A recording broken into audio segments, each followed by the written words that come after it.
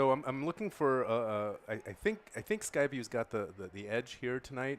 They just seem very well rounded in the two games that I've seen them play so far this season, and they're just coming back with a lot of seniors. So they've got a lot of continuity coming into this game, and they're feeling really good.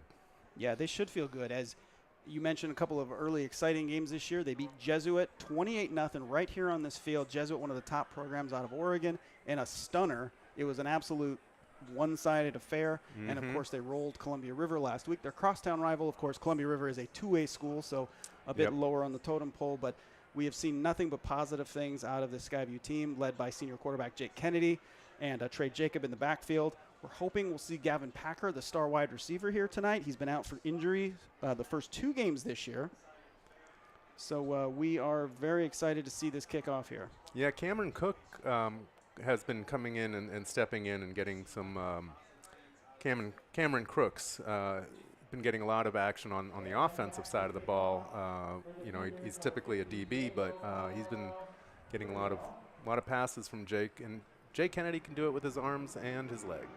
So. Here's the kick. We got a fair catch at the 20-yard line. Skyview's going to start right around there. And they've been coming out real strong in the first quarter, scoring a lot of points in the first quarter. And then I've noticed kind of they come off and don't score as much in the second and third quarter. And then in the fourth, they've scored again. So we want to see them carry through all four quarters tonight. That's one thing I'll be looking for. Yeah, and I think some of that is the adjustments that we've seen, Coach Steve Kaiser make. That constant back and forth between we do this, so they adjust, and now we readjust back and see if they can string together some continuity quarter to quarter here. And here they are in their first play from scrimmage of the game. They've got two receivers down on the bottom of your screen. Kennedy takes a snap out of shotgun. He's going to keep this one up the middle. The ball is loose. Out. We'll see who came up with it. Of course, Curtis saying it has the ball. We'll see what the officials have to say about it. A little bit of a scrum down there. Looks like the offense is coming off the field, so it does look like Bothell has got the ball. And this is something that Skyview has been very good with, is winning the turnover battle. So this is a statement for Bothell coming right out of the gate. First play of the game from scrimmage. Skyview turn it over. Surprising start to our game here, but Bothell's going to start in excellent field position at the Skyview 27-yard line. See what they come out with here. And this is something that Skyview hasn't had to deal with so far this season, is really much adversity, but we're only one play into the game. Jalen Vyers, the quarterback, the junior, the 6'4" junior, coming out of shotgun. He's going to hand it off up the middle. Well, pretty good pick up 3 or 4 yards there. One thing that Skyview's done very well is dominate the line of scrimmage. So they've got some big bodies in there, and they've looked pretty dominant through the two games. It'll be interesting to see how Bothell does. Look, that first play, they certainly moved the line of scrimmage. Yeah, Cole Brook on the carry there gets it back, even bigger pickup than I thought, about almost 5 yards there. We'll take that every time.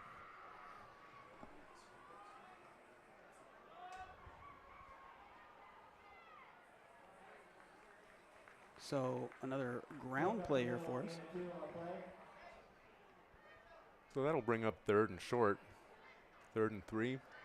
And, Skyview has hung its hat this year on these defensive stops. We'll see what they come up with here. Several times in that Jesuit game, Jesuit was knocking on the door, but came up short with some good Skyview defense.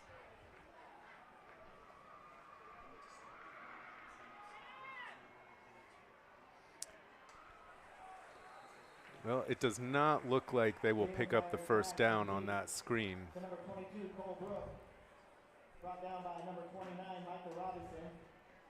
It'll be close. They might have to come out for a measurement on this, or are they going to give the first down to them? We'll see. No, it looks like they are giving them the first down. It's close. Scoreboard says 1st and 10 on the 17, so they have a slightly better vantage point than we do, although we do have a pretty good seat here. It's a good hot night here at Kiggins, and in our control room here it is toasty, probably 90 degrees, and we are sweating. So if I miss a play, it's probably because I have sweat in my eyes. We'll see. It's like we're down there on the field.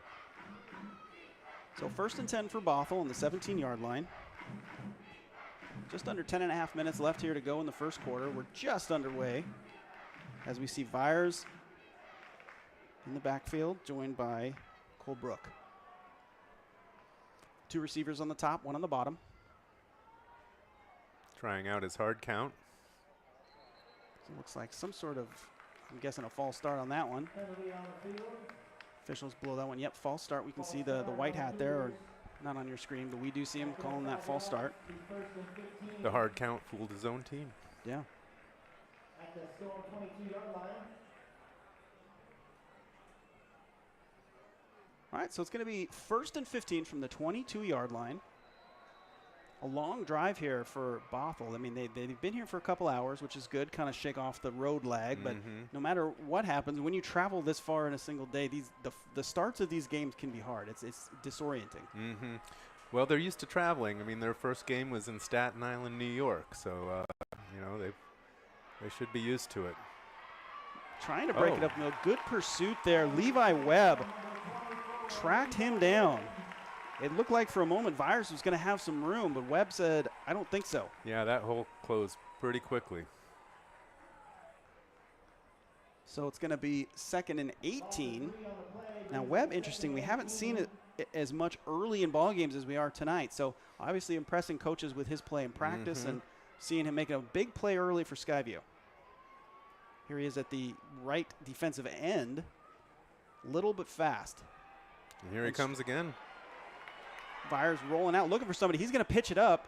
That ball is out of bounds. So good bit of playmaking there from Jalen Vyers. He was in trouble, but he got rid of that ball and still brings up a long 3rd down here for Bothell. When you see a quarterback throw it away, it's a sign of maturity that they aren't going to try to squeeze it into a bad situation, and it's good to see. You know, you live to fight another day when you just throw it out of bounds. Of course, that does bring up 3rd and 18. We'll see what the coach for Bothell has drawn up for this play. See if they're going to take a shot, or perhaps maybe just get a little bit closer.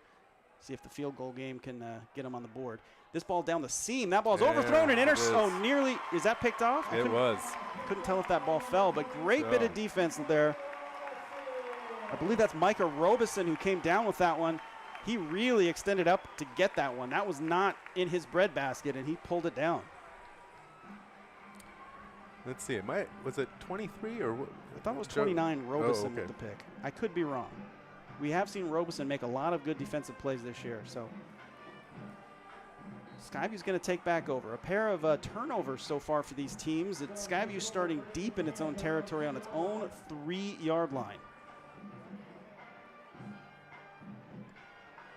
Kennedy's going to get another chance here to start the right way, joined by Trey Jacob in the backfield. This ball is handed off to Jacob. He is going to get smushed back to the 1-yard line. And ironically there, Kennedy had all kinds of room if he had kept it, but 50-50 hindsight. You know, Kennedy is leading the Storm in pretty much every offensive category. Rushing, obviously, passing yards. But points per game, I mean, Kennedy really does do it all for this team. So 2nd and 12 from their own 1-yard line, basically their own goal line here. As long as away as you can be from the other end zone. Here's Kennedy, flips it out. That's a gainer for about 6 yards. Going to bring up a manageable 3rd down and gives them just a bit of breathing room out to about the 8-yard line. That was a good catch too. I mean, you know, he has a lot of velocity on those passes, and his receivers need to be on it when they catch it. And very sure-handed. So 3rd and 6. Brings up 3rd and 6. Looks like Gavin Packer's coming into the game. Yeah, if you haven't seen Gavin Packer play, the guy can move.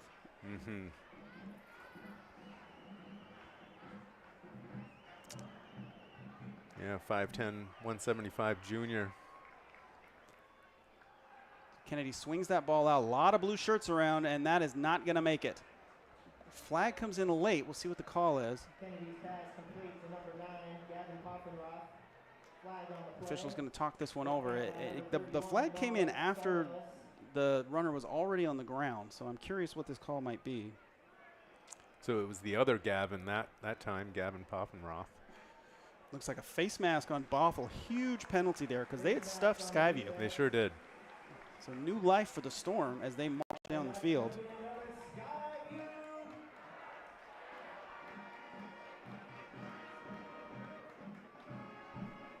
Well, that'll bring up 1st and 10 on their own 16 now with 7:17 left in the first quarter.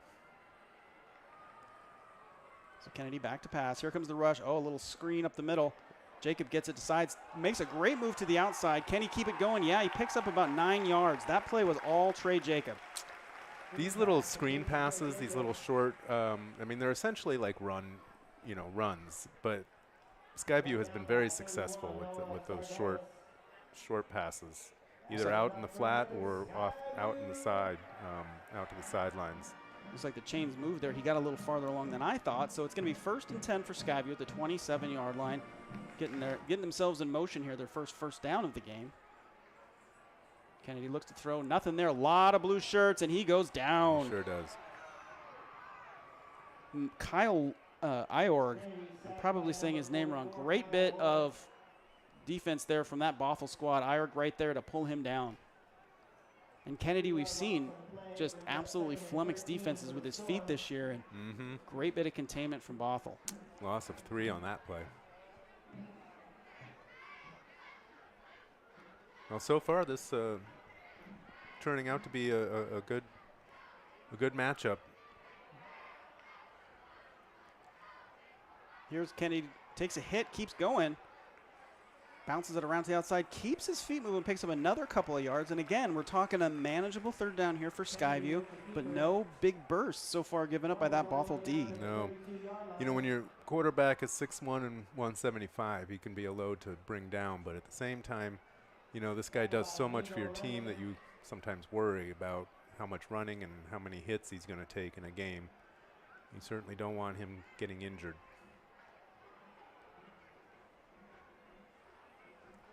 3rd and 6 on the 31-yard line.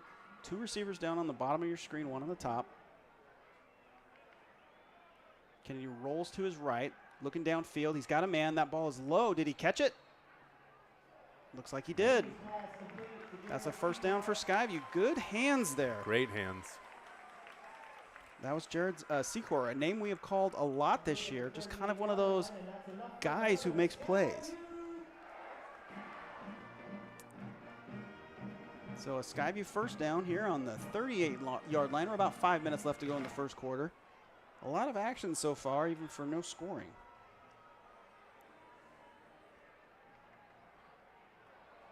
A little bit of movement up front. We'll see if that was defense or offense. Looks like it's going to go against the defense. Yep, offsides. A little hard count out of Kennedy. Yep. Easiest yards you're going to get in football. So a short, relatively short 1st down here. 1st and 5 from the 43-yard line. And this really opens up the playbook for Coach Kaiser. I mean, you can, you know, on a 1st and 5, sky's the limit on what you want to call. And I wouldn't be surprised if he takes a shot down the field here. And he's got the weapons to do it. And the arm, that's for sure. He Another one of these this one out to screens. Packer. Packer takes the hit, and that's a Skyview 1st down. Gavin Packer's 1st reception of the year, one of the most dynamic offensive weapons in the Greater St. Helens League last season. Out with an injury and now makes his 1st catch of the year. So Kaiser playing it safe. No complaints about that. You got to get those yards, especially early in the game, and keep that football moving. So Skyview was 2nd last year, came in 2nd in the Greater St. Helens 4A.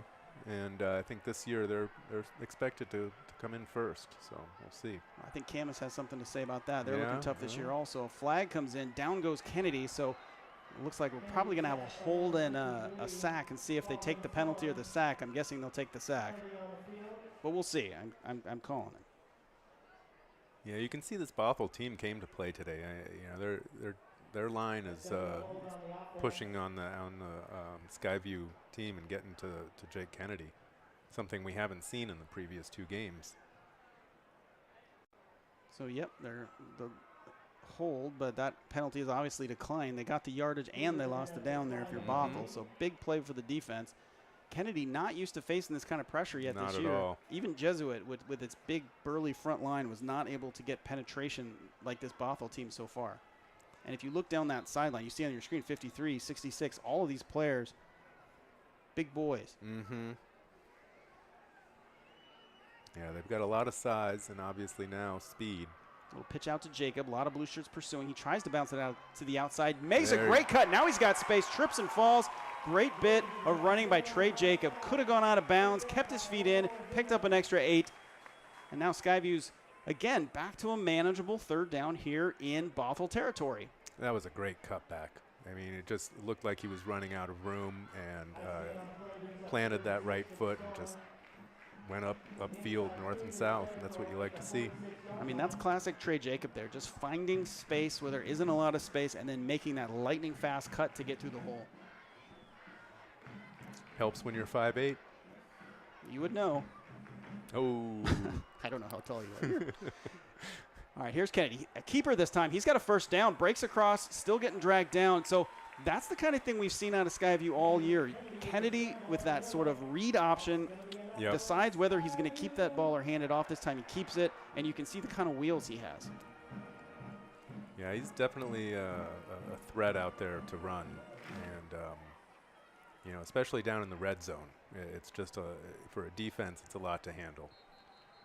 And just like this last play, he looks like Trey Jacobs, one of his pads fell out, so they're making him leave the field now, and his substitute's going to come in. But they're not losing much with the sub. I'll tell you what. Eric Botnan is quite a runner himself. So Skyview, you know, down a man, but not really. No. A deep, deep Skyview team, because behind Botnan, they've got some talented runners too. So here's Kennedy. He swings that ball out to Packer, trying to find a little space. Gets a great block. Still on his feet. Man. So I mentioned this block there. His wide receiver, I didn't see which one it was because they were behind the Skyview players. But that play doesn't happen if he doesn't have that great outside blocking from his teammate, his fellow wide receiver. And that was something I noticed from the highlights from the Columbia River game was on those screens, the blocking that was happening downfield was incredible. You know, and again, that was against Columbia River, not against Bothell. But yeah, I mean, without that blocking, you just don't get the success that from those screens. I think the blocker on that play was Cameron Crooks.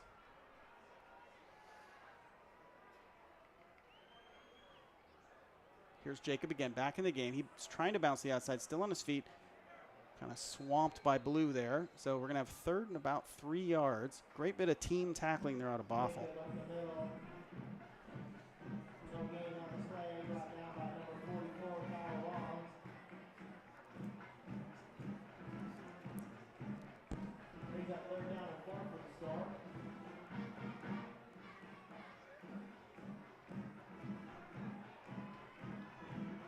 So 3rd and 4 from the 31-yard line. Now, Columbia River.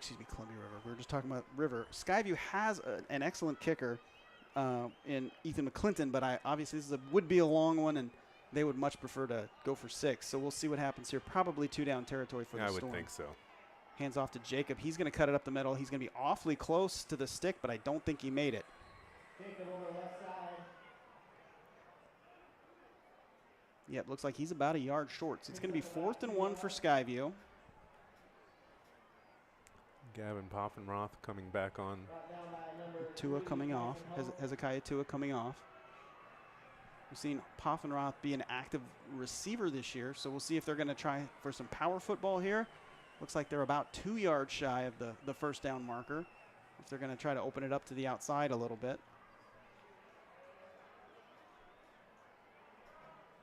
Clock winding down here, under 50 seconds.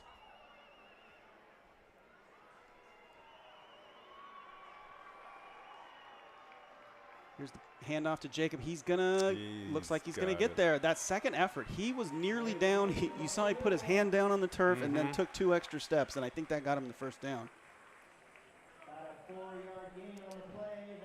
So 27.7 seconds left here on the first quarter clock. This has been an incredibly quick moving first quarter because, you know, we haven't seen any drop passes. We haven't seen, it's just play after play on the ground. This is a very long drive now. I mean, this 90, I mean, if they make it all the way down, it'd be a 97-yard drive. So, yeah, started on their own. It looked like Jake Wells went off the field with a little bit of an injury. He was slow to get up for Bothell and was helped off the field. So, hope he's okay and comes back. So 1st and 10 on the 26-yard line as the clock winds down. This will be the last play of the first quarter. We see a flag. I lied. It'll be not the first play or the last play. A flag comes in with 4.5 seconds left here to go. See what the call is. Looks like, yep, offside on the offense. So somebody lining up in that neutral zone perhaps. Yeah. Last thing Skyview can afford to do is hurt themselves with unforced errors like this. But Bothell will take it. Sure. You know, we've seen costly penalties from both sides so far tonight. And that's the end of the first quarter. Yeah, so at the end of one, a scoreless tie, a very competitive football game. I don't know if I've seen a first quarter go by so fast and for very little to happen. It's been a very exciting first quarter so far. You can see the quality of this team. Very first play from scrimmage. Yeah, the fumble. And Kennedy coughs it up. And then you see, you know, some of that great tackling there. And then here's the pick right there. Yep. That was that was Robeson on the pick. And here's some of that great Trey Jacob running we've seen so far, just making stuff happen. Little pitch again out to Jacob on the right side. That nice cut up the field. And then here's the pass out to Gavin Packer, who just kind of keeps going and picking up what he needed to for the first down. Great start. Look like Barry Sanders out there. Good replay package there from our replay crew. I'm pretty excited tonight. We've got, I'm going to go ahead and say it, it's the biggest crew in the history of our program tonight. We've got kids from four different schools tonight: Skyview, Fort Vancouver, Hudson's Bay, and Vancouver iTech Preparatory. We have so many kids here tonight. We're doubling and tripling up the position so everybody gets an opportunity. It's such a cool thing that we've got so many kids out here like learning what it takes to be broadcast pros and what am I doing here? Us. I know, right? You need one of these guys one of the kids in the booth. No, it's such a great program. I wish my high school had something similar to that. Just think where I'd be now with my broadcasting career. Right, yeah. You'd be doing high school games probably. All right, so 1st and 15 on the 31-yard line. Kennedy has a man open. Great little tricky pass there out to Tua, and he's going to rumble all the way down to the stick. We'll see if he got the first down. Or, excuse me, that was Poffenroth. Just, you know, we were talking before the show started here. Last week against Columbia River in the first quarter, Kennedy was trying to throw every ball a million miles an hour, and he was overthrowing balls and just not hitting the mark. And then just something clicked with him, and in the second quarter, he remembered to use touch, and we have seen nothing but that since. And when he is in the zone, he puts the ball in places that nobody else can put it. Well, and you might wonder if that's why Coach Kaiser had him starting off with short passes in the first quarter, kind of help him dial it back a little bit and not start, you know, gunning it down the field. I expect, Bothell read that all the way. Yeah, Jacob was slipping, and then even if he hadn't. I don't think he was going anywhere. Bothell looked like a blue wall right there, number 44. Wow. I think, though, it's one of those that looks a little more violent than it was because there wasn't much contact there, but, yeah, he went down pretty hard. Kyle Eorg made that stop, just blasted through the line. So another third down here for Skyview. See if they can convert again. It's 3rd and 5 from the 21-yard line. Kennedy and Jacob in the backfield. Kennedy going back to pass. Lots of time, flips it. Oh, that ball nearly intercepted. Great break on the ball there. I believe that was Tyson Brown who nearly picked that ball off. Dangerous pass. I mean, you know, it looked like he pretty much threw it into double coverage. Yeah, there was another blue around there.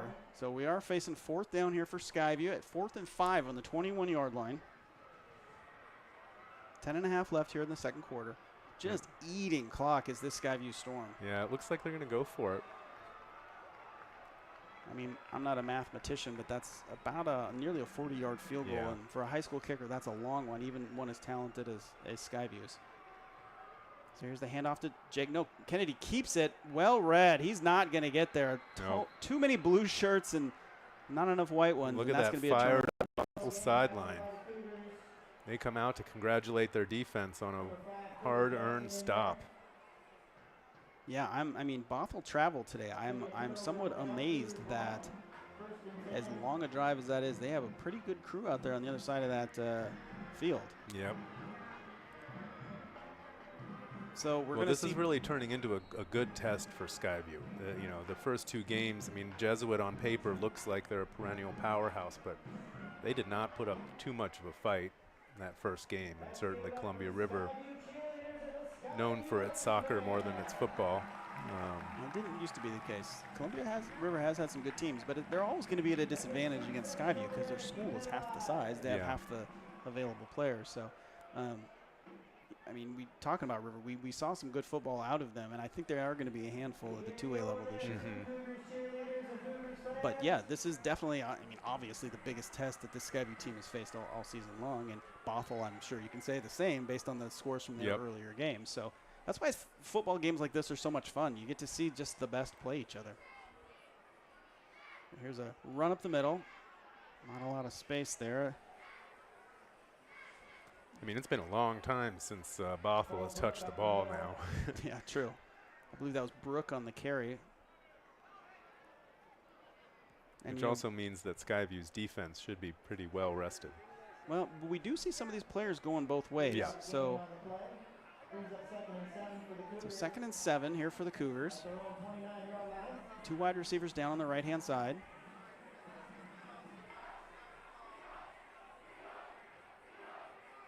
Another handoff. Brooke, he's got a little more space on this one, picks up about 2 yards. So 3rd and 5 or so. You see Brooks got some lively legs there, but hasn't had a hole yet to pop through. And we have not seen Vyers go in the air too much tonight, except for the interception and a couple short passes. Yeah, yeah. Brings up 3rd and 6 for the Cougars. Let's hear it, Skyview fans, for 3rd down.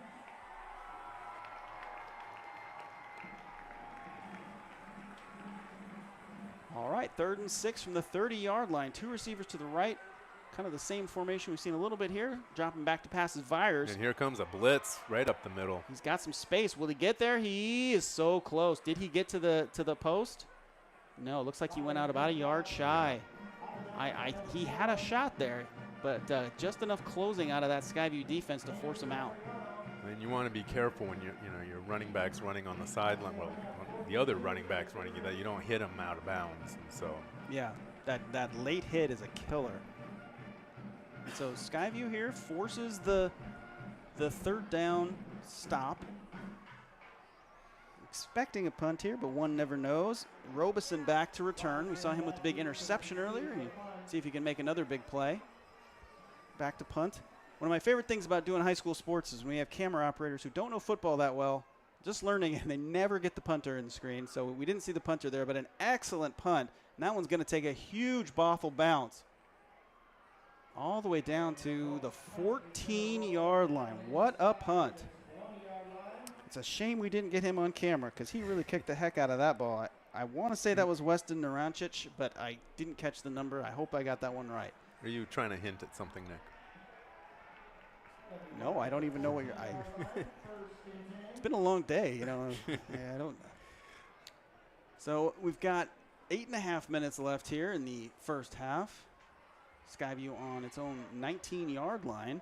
I see down to our left, it looks like we might have a performance from the Skyview marching band at halftime, and I really hope we do because I love it when they do that and we get to bring it to folks at home. And if they do perform, we definitely will have that for you so we can watch those talented students do their thing. Yeah, they've got a great band. So they're on their own 14, 14. turns out. What did I say? 19. Old eyes. Here's a handoff to Jacob. He gets met immediately, still pulls forward for a couple of yards, but more great tackling out of that Bothell front line. Yeah, the running between the tackles has been a challenge here tonight for Skyview. Bothell really has some size and speed on their front line. I'm pretty sure that was Tyson Brown on the tackle, perhaps. And Joshua Kinross, big 77 there. You can see him on the screen playing over the center. So Kennedy goes back, looking to pass, looking to his left. He's got a man nearly tapped and nearly caught, but in the end, it's an incomplete pass. Good read there out of that Bothell linebacker. He knew where the ball was going. It was just about 6 inches over his mitt. I want to say that was, Kyle Jorg again on the play. Called his names, and I'm pretty sure I pronounced it wrong every single time. Well. But Kyle is a good player, and I wish I was saying his name right. All right, we got 3rd and 8 here on the 16-yard line. Kenny rolls to his right. He's looking for pass. He's got Jacob out in front blocking. Not a lot of space. He cuts it up. Met by Blue. He's going to pick up a yard or so, but that's not enough. We'll likely see a Skyview punt here as they're facing a long 4th down and deep in their own territory. It's turning into a game of field position. And right now, Bothell's kind of winning that. Yeah, you know, we talked at the beginning of this game. Skyview's allowed 0 points. Bothell's allowed 3 points. Yeah. Nobody's allowed any points here tonight just yet. So back to these punters may get more work tonight than they have all year. Looks like Tyson Hoke is back to return. Here's the punt. Nice long, low punt. Skyview hits a Skyview player, so that ball's down. Now, that was a pretty dangerous play out of Hoke. He was awfully close to that football, and you could see that Skyview player there diving on the football because they thought, Cole Case thought that he might have had a chance at, picking that ball up. Tyson Hoke might have touched that ball, but I was kind of surprised when I saw him running up like he might pick it up on them. If you're a punt returner, that's a life of fearlessness. So yes. You're not afraid to go up and get close, and sometimes that burns you, but sometimes amazing things happen. Oh, yeah. High risk, high reward. So great field position here starting for Bothell, the best field position they've had since that first quarter turnover by Skyview. They're going to have it on their own 44-yard line.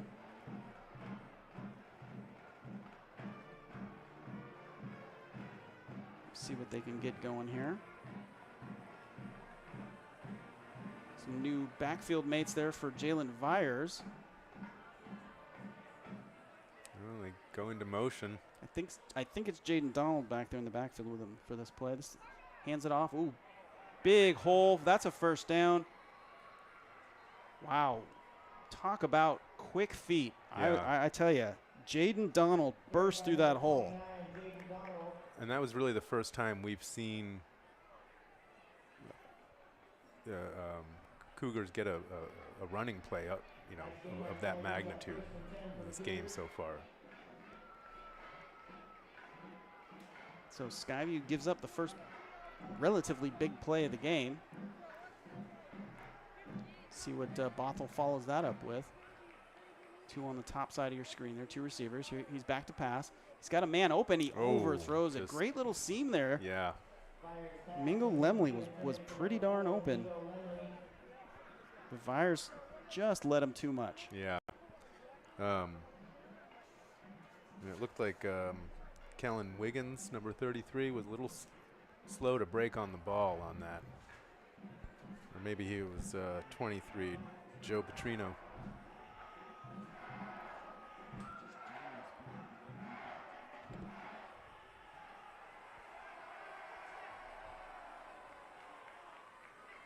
Here's the handoff again to Donald. Showing blitz.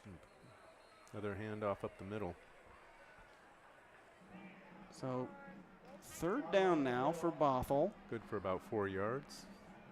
There's a replay 3 here. yards. Great bit of tackling there. You saw Caden Hamlin just wrap him and drag him to the ground.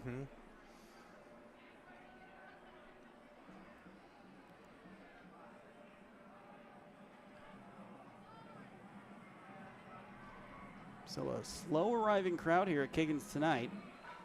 Parking always a challenge at this stadium. Yep. We see the crowd starting to fill in a little bit. A nervous Skyview crowd. They're not used to this. No, pretty quiet out there right now. They're used to high-scoring first quarters, and they did not get that tonight. So 2 on the top side of your screen, 2 on the bottom. Byers puts a man in motion. He's going to roll out to his left, see what he's got. Throws it up in the seam. That ball is intercepted. No, he juggled it. Did he make the catch? No, out of bounds. He had it right in his hands and couldn't hold on. Now, Andrew Oriorio trying to argue his case here, saying, no, I had it, I had my feet in. The referee not buying it. We'll see if any of our cameras got a replay of that. In any case, it's going to be 4th down, and in this territory, that means another offensive play here for Bothell. That's a big near turnover. Yeah, that's a lost opportunity. It does make you wonder how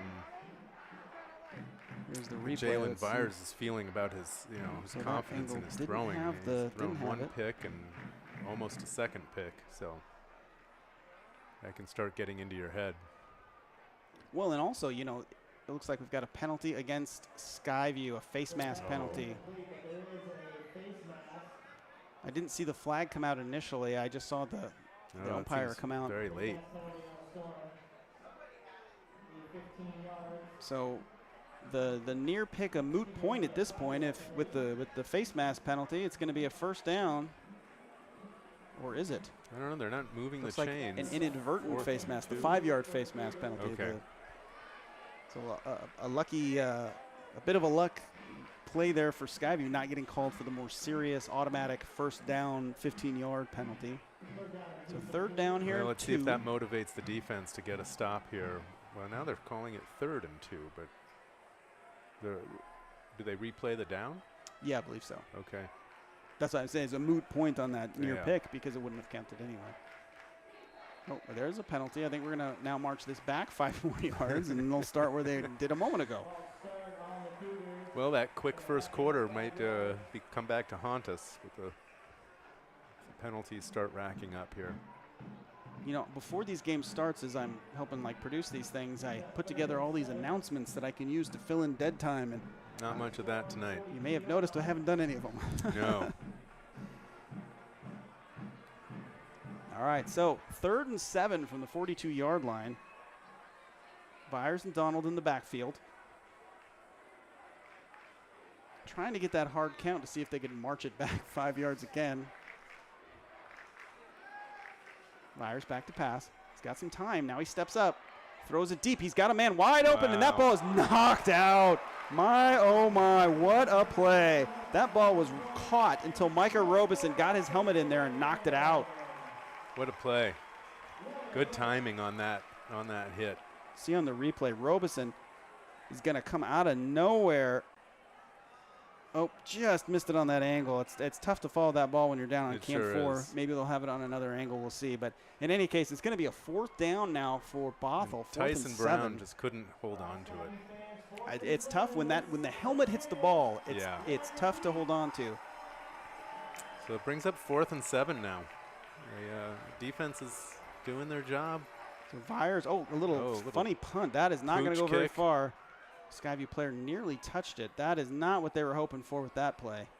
The little quick kick. So that ball's going to come to die at the 31-yard line. Skyview's decent field position to start this next drive. They've got 5 minutes and 20 seconds to see if they can make something happen. They've got the offensive talent to do it. It's just a question of will Bothell allow it? Yeah. I expect to see Skyview start doing more edge rushing around the sides. They're having a hard time running it up the middle.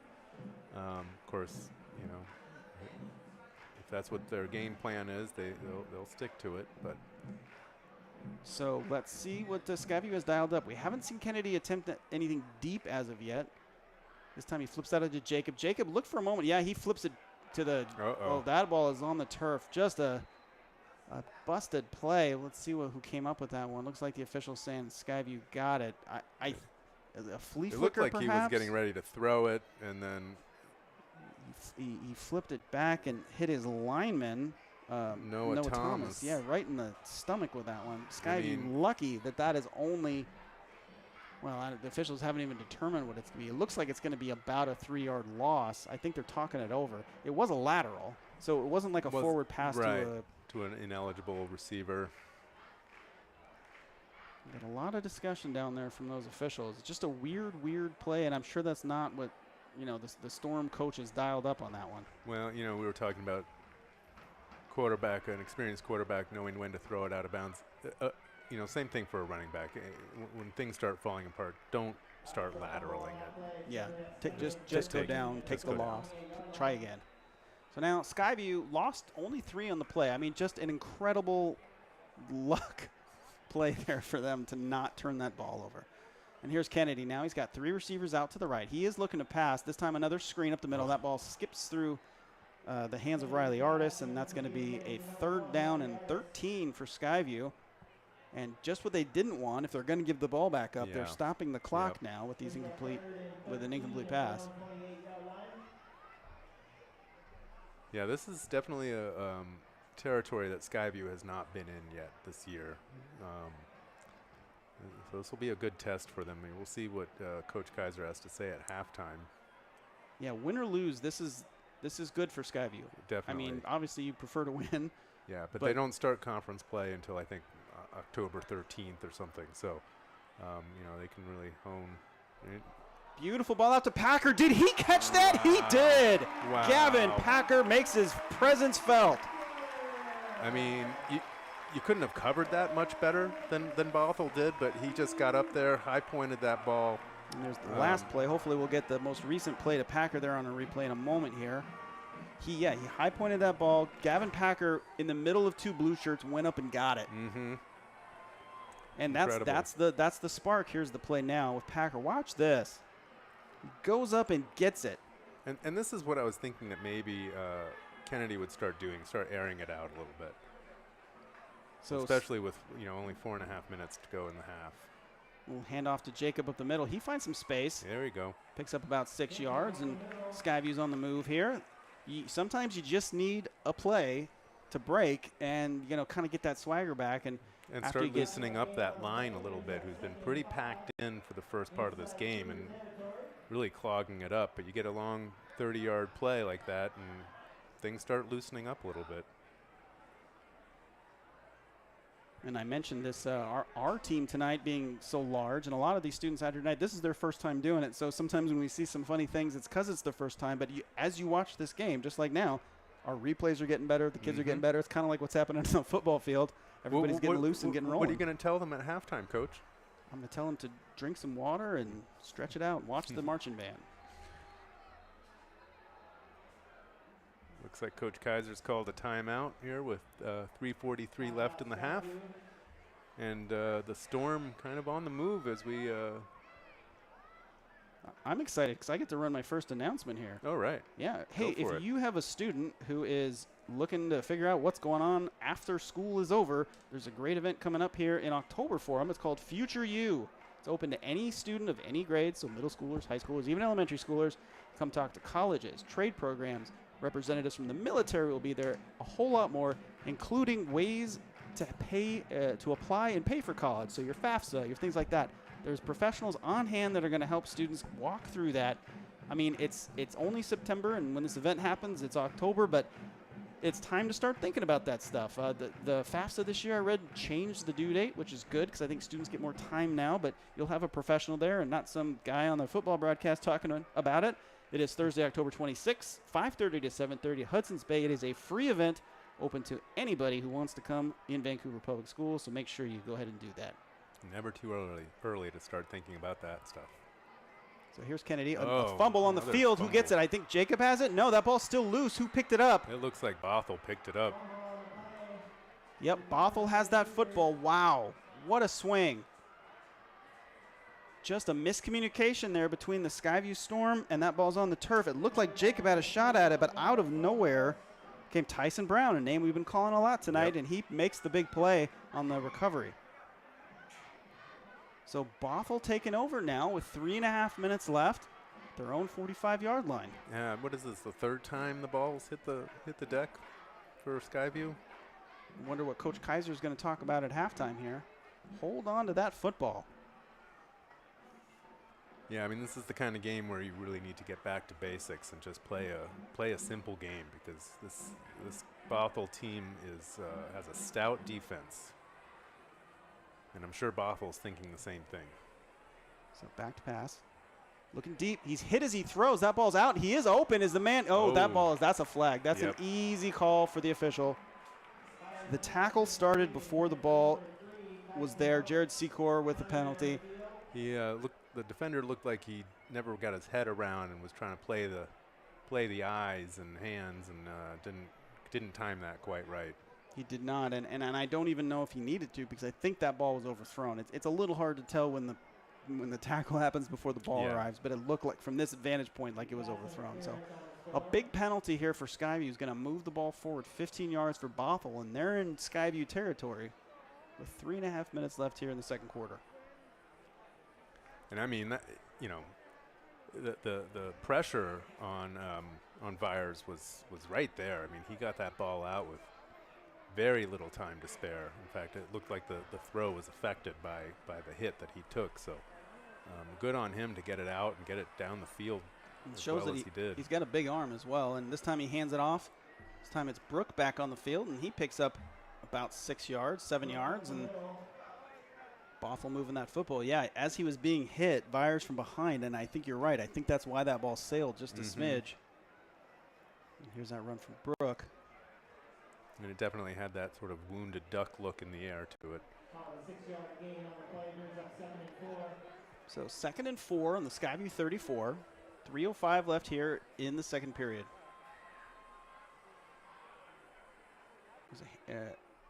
Fake handoff. Flag comes in.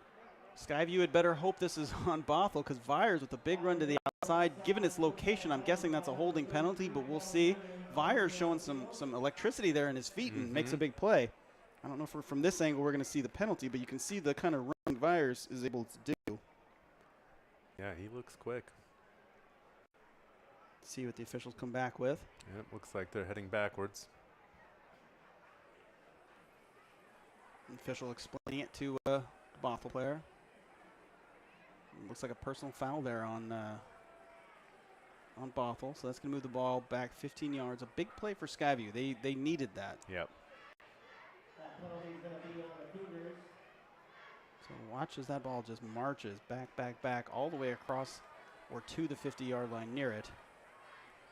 Again, math isn't my strength. It almost eliminates that long pass play, is what this penalty does. That's true. It's kind of and takes them out of field goal range for now. Of course, there's still 2:49 left in the half. So a long 2nd and 19 here. At this point, nobody's in a rush. There's still plenty of time left, and what they don't want to do is what Skyview just did, which is give the ball back with time. So if they are not able to go down and score here, they want to give Skyview as little time as possible to march down the field. So 2 receivers up on the top side of your screen, 1 on the bottom. Vyers in the backfield with Brooke. Storm showing blitz. Huge. Wow. Wow, out of nowhere comes Caden Hamlin. Another time we're calling his name tonight. Finds the hole. He just Watch times this. That perfectly. Nobody blocked it. Nobody gets a hat on him. Unimpeded. Straight into the backfield. As a runner, that's the last thing you want to see. A guy running full speed at you with no place to go. That feels so good, though, as a defender coming in like that. That full head of steam. Oh, they don't have any momentum at all. You got it all lined up. You know it's. Oh yeah. Crumple like a bag of pillows. That's not a sink. Here's Vyers down the middle. Has a man. Hits the seam, and that's going to be a big pickup, but not enough for a first down. And he held on to it. I mean, that was impressive. You know, sort of like that earlier play where Brown dropped it, but this time, Ilandri Omo Ozun, hopefully I'm pronouncing that right, held on to it. So a big play, but not enough. Still 4th and 7, but now this is something that's feasible for this Bothell offense. We've seen them make some plays, and we'll see if they can do it again here and keep this drive alive. If not, Storm faithful are getting vocal. It's fascinating to me because this is the best opponent they faced all year, but for the Storm fans, all they care about is beating River last week. So it's harder for them to get excited about a team they don't know anything about. Yep. But they're seeing what Bothell's all about tonight. Yeah. So Well, you know how it is. It's always your neighbors with whom you have the biggest rivalry, even if there is really no good reason other than proximity. Well, and a lot of those kids like went to middle school together Yes. or elementary school or lived just down the street. You know, Yeah. the A lot of lines are so overlap. close there. All right, while we're waiting, I'm going to give you one of my world famous announcements. If you have attended a sporting event this year, you may have noticed there's a new option to buy your tickets. The district has partnered with GoFan to bring online ticketing to high school sports. You can pay with your credit card online in advance and then get scanned into the game. It's easy, it's fast. You can skip that long ticket line and go to a somewhat shorter scanning line. You can buy tickets, go to your school's athletics website and look for GoFan, or you can simply go to gofan.co, which you see on your screen there. Just look up the school you want to see and buy those tickets and make it easy on yourself. So kind And of if you're a cool student, make advancement sure here. to bring your ABS card. Then you'll get into the game for free. Well, there's that too, but But yeah, I've been seeing a lot more people doing that this year. so big fourth down play. Here's Vyers. He's got a man out wide. Yeah. Overthrown, and that's going to be a turnover on down. Skyview holds. And no flags, most importantly. So Skyview will be taking over with a minute 12 left. What do you think they go for it? Or just sort of accept the. I mean, knowing Coach Kaiser, they're not gonna. I would be surprised to see them not push. Mm-hmm. You know, they have the skills. I mean, and we saw there with Packer. It Yeah. takes a play. Yeah. Of course, they have to hold on to the football as well. But so they've got 3 receivers up on the right-hand side. Nobody on the bottom of your screen. Overload the right-hand side. Kennedy's Blitz gonna coming. option it to the left. Cuts back in. Great bit of reading. Oh, Oh. that ball is out. And Skyview recovers. Wow. Another Skyview fumble. They are lucky to recover this one. Watch this. Kennedy reads the hole perfectly, doesn't protect, or just starts to protect right as that helmet comes in. And lucky for him, It's a nightmare for Noah for Thomas. Kennedy. Noah Thomas, I think, was just Noah on the spot and hopped on There the you go. football. Great run, but you got to hold on to that football. And this may sound strange, but it's a hot night out. I wonder how much sweat. Oh, big blitz out of that Bothell defense, and that's a huge loss. So sack there from, it looked like Savion Soem and Emmett Kilstrom both getting in there. Watch this, just nowhere to go. 53 and 54. Just sandwich Kennedy. Yeah, the offensive line needs to, hat on hat. Everybody needs to be accounted for. So we are going to take a timeout here. Second and 18 on the 45-yard line. Under a minute here to go. Long way to go for Skyview. It's a lot of decision making. You talked about, do they attempt it? Well, now it's a little bit more of a tricky thing. See the Skyview cheerleaders there on your screen, keeping the crowd entertained. And you see behind them the purple shirts of the Skyview marching band. We'll hopefully get a good performance out of them at halftime. And Hopefully they don't drop all their instruments. that's cruel. That's too far. Too far. Too soon. So Skyview comes out here with trips right. Same formation we saw a moment ago when Kennedy had the big carry. It really neutralizes Kennedy's arm if he doesn't have time to drop back and get a pass downfield. Another little screen up the middle. So Kennedy, he breaks a tackle. Jacob breaks a tackle but can't break the second tackle, and that gets it across the 50-yard line. So third and, I want to say about 12. Late flags coming. It looks like some talking going on between the teams. See the screen here, and if you're rolling this replay, let's hold on to him for a minute to see what happens after the play. Because you can see, Jacob trying to get up and him being held down, and then a Bothell player goes down. I'm not sure how much of that was. A little extracurricular. I mean, when the Bothell player went down, it almost, I didn't see anyone throw him down, but No, I'm but I curious to think see there what the was a official has to push. say. It was a scrum, so you can't really see everything. Looks like a personal foul against Skyview. Yep, so it wasn't the initial holding of Jacob onto the turf that drew the penalty. It was the reaction It's after the It's play. always the reaction, too. And, of course, the officials don't have the benefit of replay, and They also have a better seat than we do, so they heard and saw up close what was happening there. So Skyview again with a unfortunate mistake that's going to cost them here. So I'd say it's 3rd and 12, but it's not correct. It's third and 22 or 27. Yeah, it's a lot. 3rd and forever. So here's Bothell on the run, and he makes some headway there, and I think Skyview's going to be content to just let this clock run out. 20 seconds left here. I'd be surprised if Bothell calls a timeout and forces the kick. Oh. See the officials calling a timeout and conferring with his partner over there.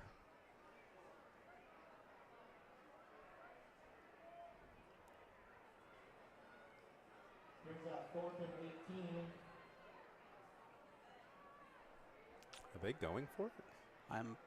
Well, the clock stopped. I mean, well, here it goes now. Maybe they're just going to take a shot downfield and make it the last play of the half and see if they get lucky. I'm going to call a timeout here. A couple seconds left. And Skyview does have one timeout remaining.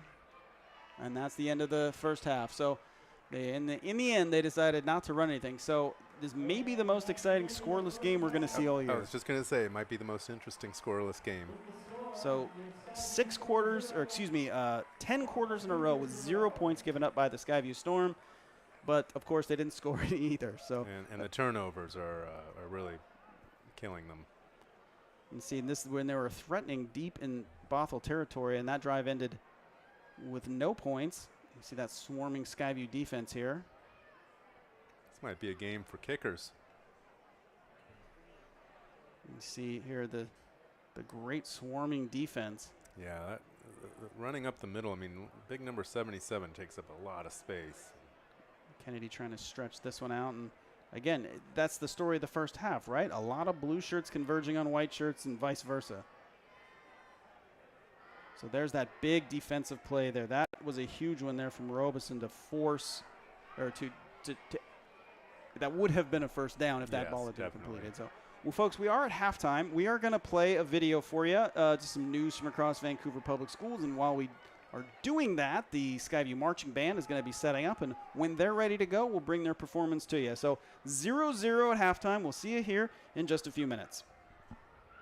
Let's get ready to cut the ribbon. With a snip of a pair of oversized scissors, the new futsal court at Houck Elementary is open for business.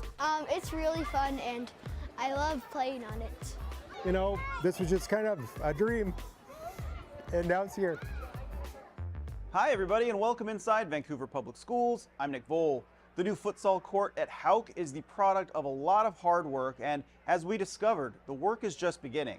Houck's back to school night drew a big crowd of parents and kids, and the highlight for many is the new court. Liam sprinted to the end of the block to look through the fence and then sprinted back and gave me this big thumbs up like, it's ready, we're gonna play tonight. So what exactly is futsal? A regular soccer field is grassy and it's bigger, and a futsal court is like pavement and tinier goals. The ball is harder and like it doesn't bounce as much. It gives kids a chance to play soccer when it's rainy out and we're not allowed to use the field. That translates to more kids playing the beautiful game. All you need is a pair of shoes. You don't need shin guards. You don't need to pay a bunch of club fees to play for a club. So it really is access for all kids to play. My perspective, it does take them off of the one thing that most parents deal with is a device. So less screen time, more play time. For me, sports was everything, right? That's how I learned to relate to others. It's how I learned to just be a kid, and to be able to go out and express yourself, be yourself, and be in a spot where you're having fun and enjoyment. It's safe. All these things is massively important. It took a lot of community partners to bring the court to Houck, including Operation Pitch Invasion, a nonprofit devoted to bringing soccer to kids. The Portland Timbers and Thorns, the Houck Foundation, the Vancouver West Soccer Club, Houck Parents, and many more all contributed. The game is a community game. The game is a game for all of us. And so it's not just us as a club, but it's how we connect with the community. And I think this is as important as anything we do. Operation Pitch Invasion has a new Clark County fund and hopes to put in 10 more courts across town. The proof of the court's impact on kids is already apparent. I personally love soccer and I'm excited to play futsal too. For more information on Operation Pitch Invasion, just head to their website, pitch-invasion.org. Thank you so much for watching. Until next time, I'm Nick Bohl.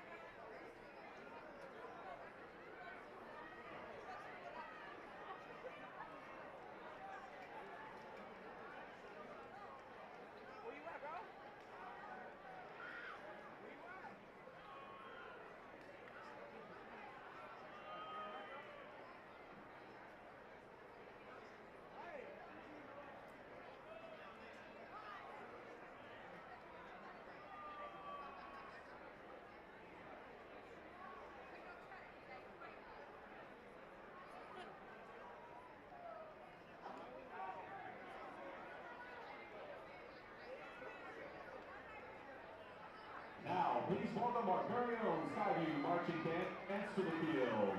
They will be presenting a portion of the 2023 production Goodbye Yellow Brick Road, a tribute to the one and only Sir Elton John. Drum majors John Withridge and Chloe Starr, is your band ready? Skyview Band and Dance, you may take the field.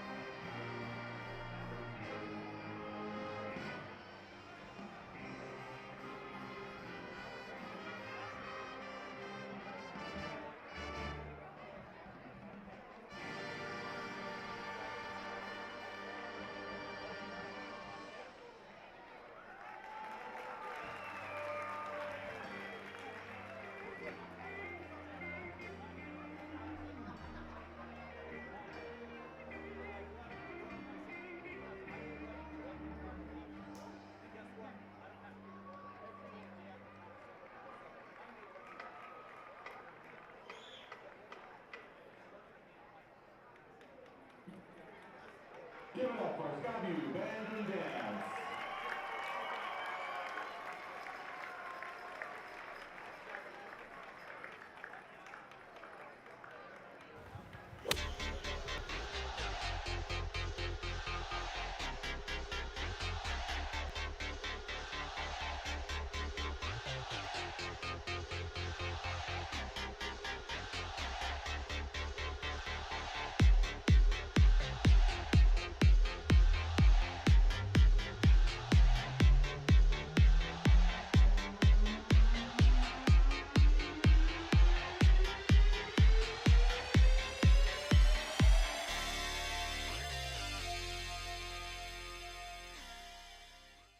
We may be rivals, but we respect each other both on and off the field.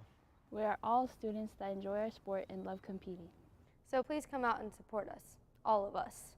Be appreciative of the performance regardless of the team. Enjoy the game and cheer us on loudly.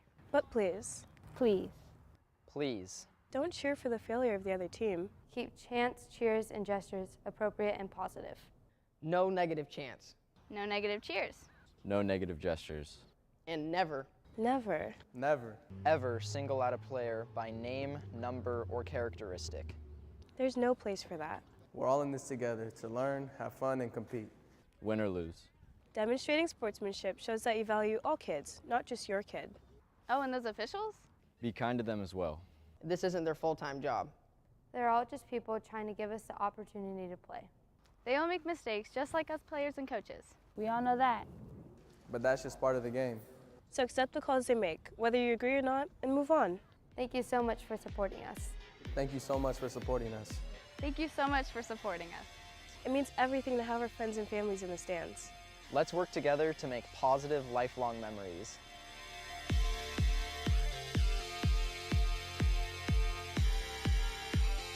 September through June, John Arberding teaches PE and health sciences at Columbia River High School.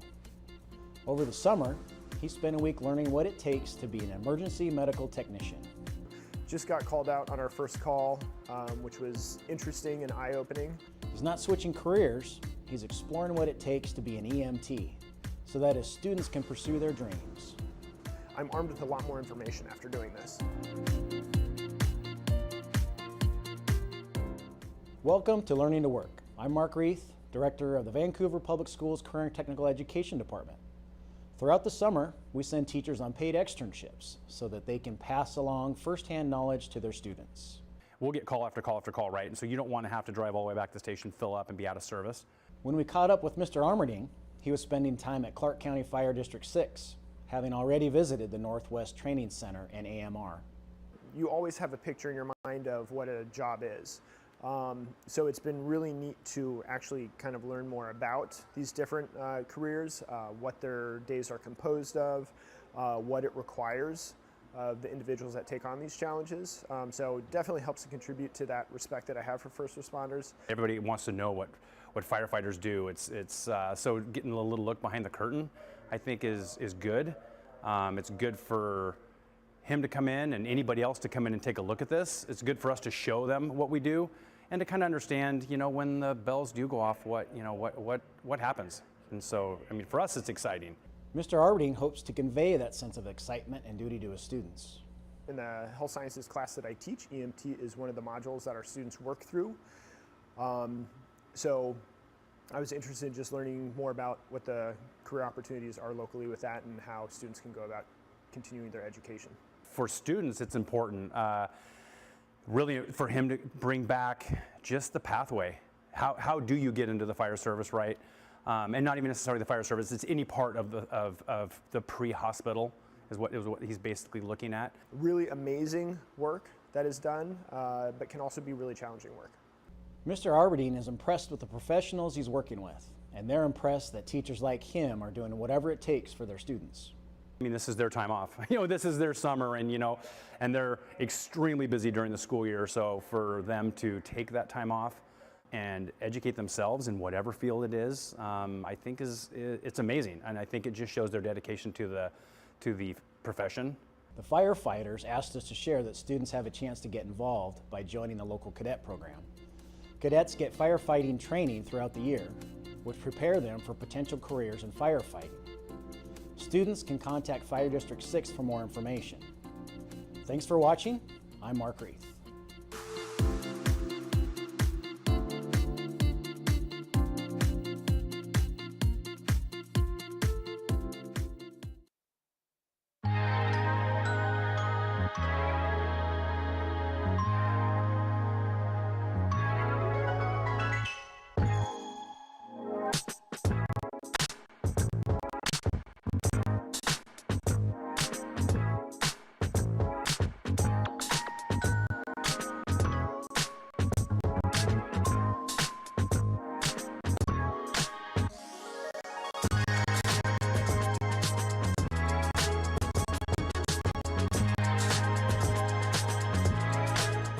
All of our drivers that they are the face of VPS. They're the first person that kids are going to see in the morning. They're the last ones that they see.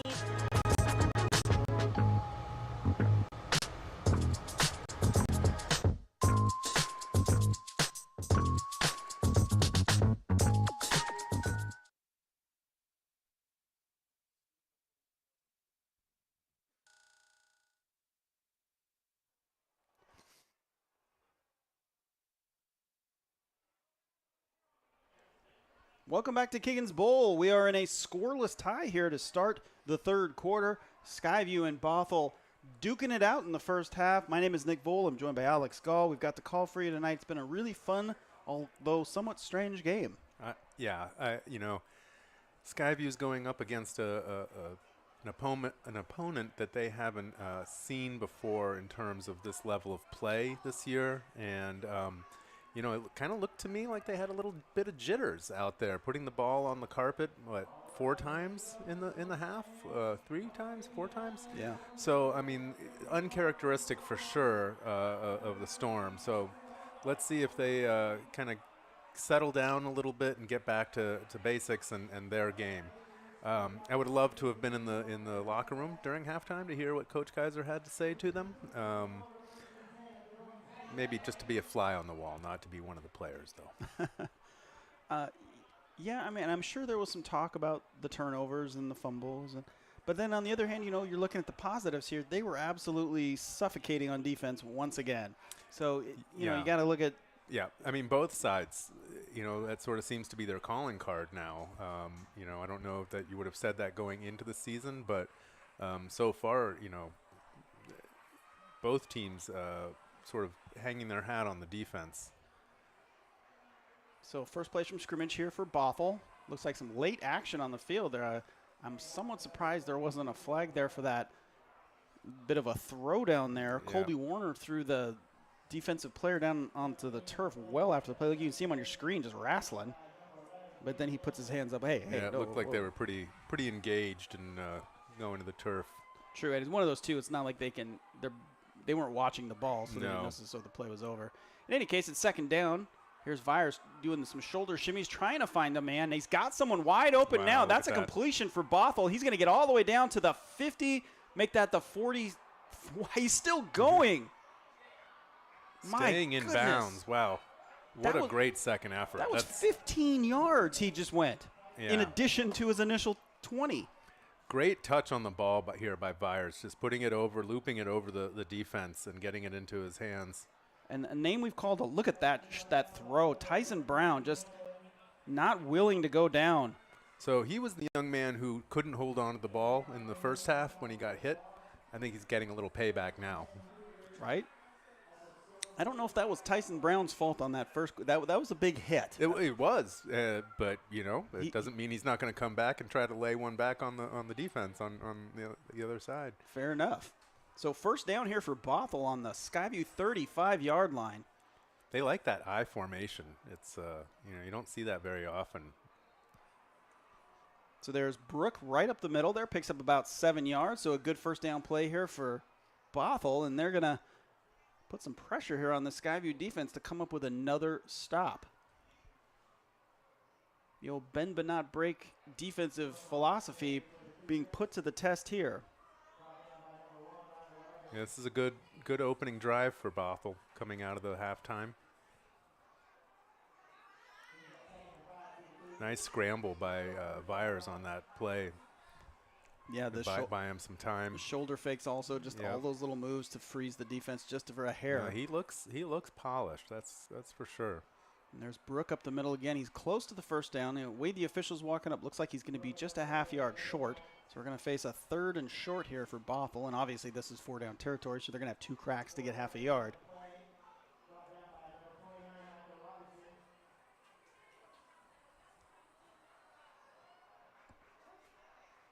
So big it just play may here. be a field goal that decides this game, it seems like. Or just a big play that happens one time for a long touchdown or something like that. But you never know. I keep expecting it to kind of break open, you know. So here's the keeper, and the big push from that front line is going to be a 1st down. So Big Blue there pushing forward and getting what they needed to move the chains. Watch right there. They're just a sea of bodies, and Blue won that one. And, you know, Jalen Byers is not a small person. I mean, he's 6'4", 180. So, you know, he can help in pushing that pile as well as a quarterback. So 2 in the backfield here for Bothell. Now, as soon as I mention the I formation, they go to something else. Byers keeps it, picks up a couple of yards there. Some good pursuit from that Skyview defense. Not a lot of great options there for Bothell's option. Looks like the officials stopping play for just a moment. I'm not sure if it's an equip. Oh, we have an injury here. Not good news for Skyview as Gavin Poffenroth comes off the field. And that's a name that's been called a lot in previous games, so he's an important.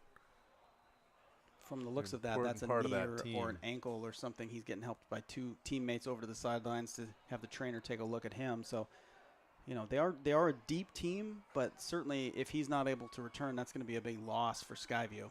For sure. And clearly, he plays on both sides of the ball.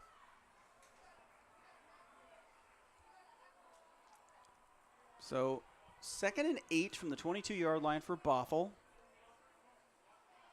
Hand off to Brooke, trying to bounce to the outside, breaks a tackle, gets it all the way down near the 1st down marker. He is going to be short, but Skyview had good pursuit there on Brooke and had an opportunity to bring him down at 1. Right here, he breaks that tackle from Riley Artis and pushes forward near the 1st down marker. So it's going to be 3rd and about 2.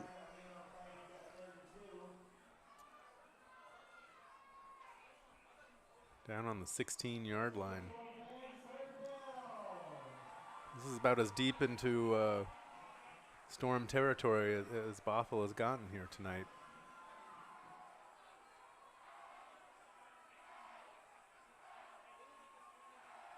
Little flip out pass, big hit. No, can't wrap. So that is that a 1st down? It's all the way across the field with the marker, but it is a 1st down.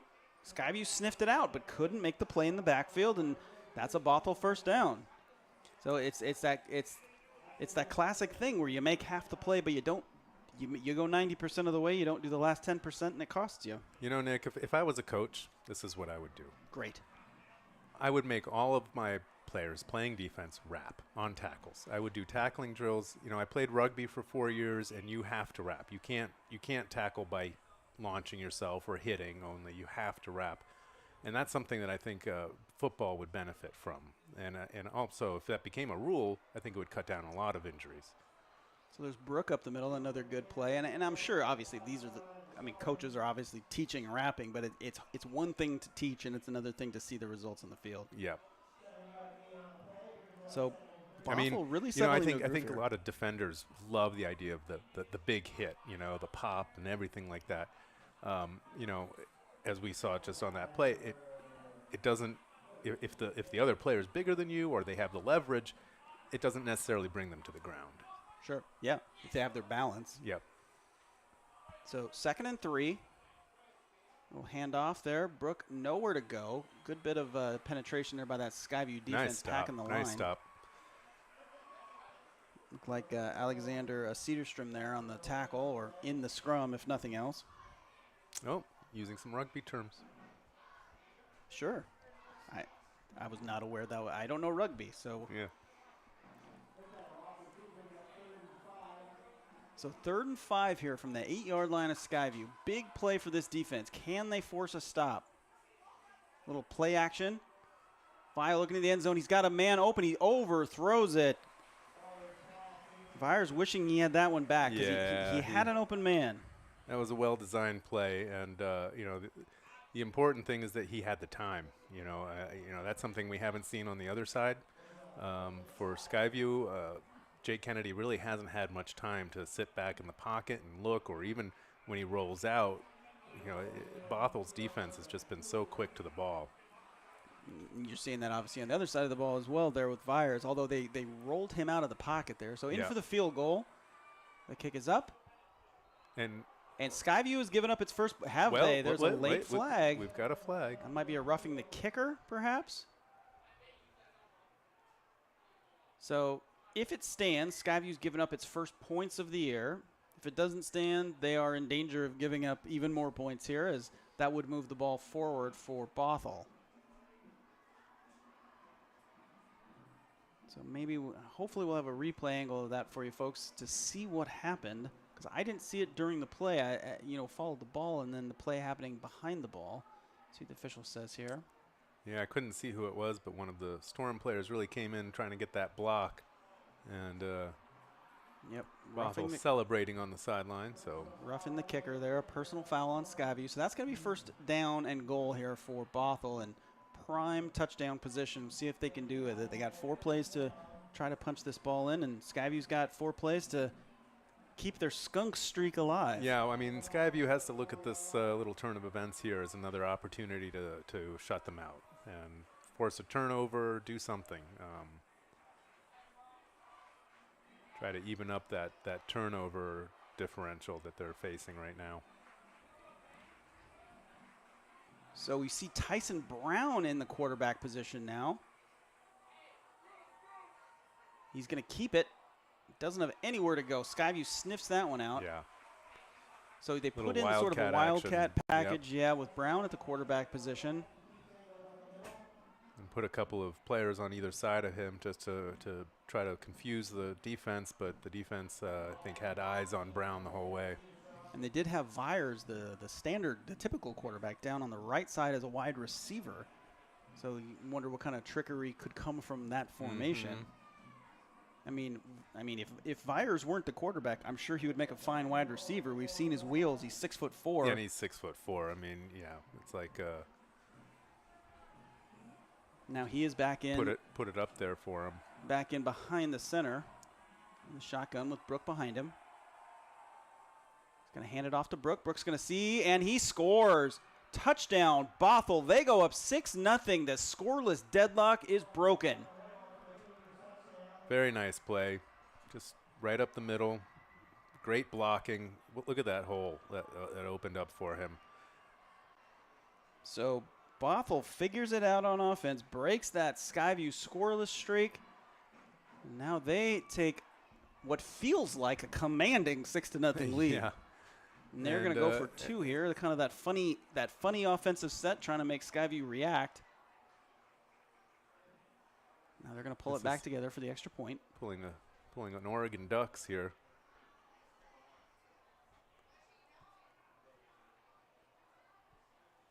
Snap is low. The kick is up. And it is right through the uprights. 7-0 Bothell here in the fourth quarter. Under 5 minutes to go, and Bothell took 7 minutes on that drive. Just exactly what they needed to do. Yep. Run their offense, eat up time, get a touchdown. And a well-rounded drive that was, between the nice passing and the runs that they had. They really, sort of mixed it up very well, I thought, on that drive. You can see the cheer squad from Bothell over on the other side of the field there. Great camera shot by Camera 5. We just moved a camera down there tonight for this big game and getting some good shots for you folks. Look at that big Bothell crowd. That's at least a 4-hour drive to Seattle traffic to get here, and those parents glad that they did. Well, Bothell, I think, is a powerhouse team in their own right. So they probably get a lot of support and have a good traveling booster group. Well, you mentioned something fascinating earlier in this game. We kind of ended up skipping over. Their first game was in sort of your old neck of the woods, Staten Island, New York. They traveled all the way across the country and won a football game. Yeah. It's amazing. When I first saw that, I didn't. I had to double check and make sure. So they were traveling to New York or to the East Coast anyway, and a football coach out there with some connection saw that they were coming, invited him to play his team, and so what a cool experience. So the high kick out here, Skyview drops it, another dropped ball, but he did recover. A very sort of nonchalant recovery out of Gavin Poffenroth, who is back in the game. You know, I think this may be Skyview's last home game until they go out on the road for 4 games. So, you know, for them it really would be a nice to get a win here. I mean, it's always nice to get a win, but you know, when you're heading out on the road for 4 straight games, yeah, they go up to Kamiak, up on Mukilteo and Heritage and Kentwood. Kamiak? I always say it wrong. Kamiak? And then Camas, you know, start league play at Camas. So, yeah, those 4, you know, they don't come back home to his Kiggins Field until October 20th. So, you know, this is and that 4A Greater St. Helens League is a killer. Yeah. I mean, you look historically at Camas and Skyview and Union as these powerhouses. Well, guess who's 2-0 and looking great already this season is Battleground. So you've got 4 squads who know how to play football. There's 2 playoff spots, and there's 4 teams who feel like they can get it. Mm-hmm. So nothing is predetermined in this league. You see it every year. A good team doesn't make the playoffs. Yeah. And so this is the kind of game that Skyview needs to win or play tough in and use it to win down the line. So we got another time. Yeah, last year they reached the first round of the 4A state playoffs, but you know, a good year. You know, it's been since 2011 since they've won the 4A state title. So you know, Skyview. Skyview, yeah. Skyview, I believe, that was actually runner-up that year. They were runner-up to Shoreline, I believe. Oh, okay. It's a long time ago, but I remember covering this, and the Shoreline had a quarterback who played at USC after that. They reached the title game. Yeah. Very exciting. Now we, Vancouver Public Schools, VPS Game Time, we will be covering all of the state football championships again this year. We're so excited, and I hope one of our schools makes it, but sure. It's going to be really exciting this year. The state title games are going to be held in Husky Stadium. Like, what an incredible opportunity for students to, you know, play in a huge venue in front of a lot of people. We're really excited to take our crew up and shoot it, and I'm kind of afraid because we have professional gear, but those cameras they need for Husky Stadium are pretty big lenses, and we don't have those. So we'll see how that works out, but it's going to be pretty fun. Great opportunity, though. I mean, either way, you know, it's you know, especially for these kids who are interested in the broadcasting. I mean, getting to, you know, part of the allure of that life is getting to go on the road and you know, seeing these other venues. So that'll be great. Yeah, absolutely. And, you know, the state title games the last few years have been broken up between 3 high school stadiums, and nice high school stadiums, but high school stadiums nonetheless. And so the opportunity to go play at a venue that feels like a big deal, because it is a big deal, is pretty amazing. And great work by the WIA to arrange for this. And then we are seeing an extended period of timeout here, and the officials talking to Coach Kaiser. We're trying to figure out what's going on here. They're all gathered around Kaiser, and the Bothell players are trying to keep themselves hyped here. Well, it's good. If we get an update, I'll let you know what's going on, but hopefully. Well, Bothell's got to be feeling pretty good. I mean, I don't know that I can recall a 7 points that have felt so meaningful in a game as this one. Yeah, it's gonna be tough. It's gonna be a tough haul up this field for the Skyview team. We've seen them move it a little bit tonight, but we haven't seen the kind of consistent playmaking since the second possession of the game. Here's Kennedy. He's getting pursued, rolling out. I mean, kind of throws that one into the their turf. edge speed is noticeable. I mean, you know, Kennedy's got wheels, and you know, he wasn't losing number 31. Yeah, just incredible closing speed from Noah Sardellas.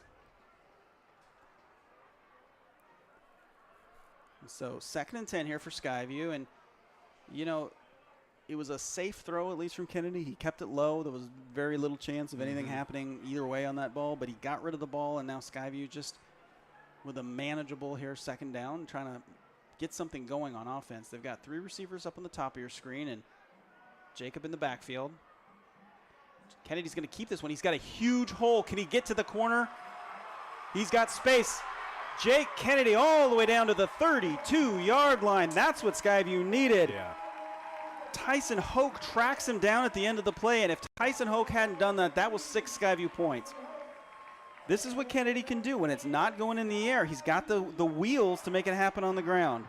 Yeah, it's interesting. You know, they overloaded that right side, and then Kennedy took it up the left side. So you know, trying to get Bothell a little off balance here.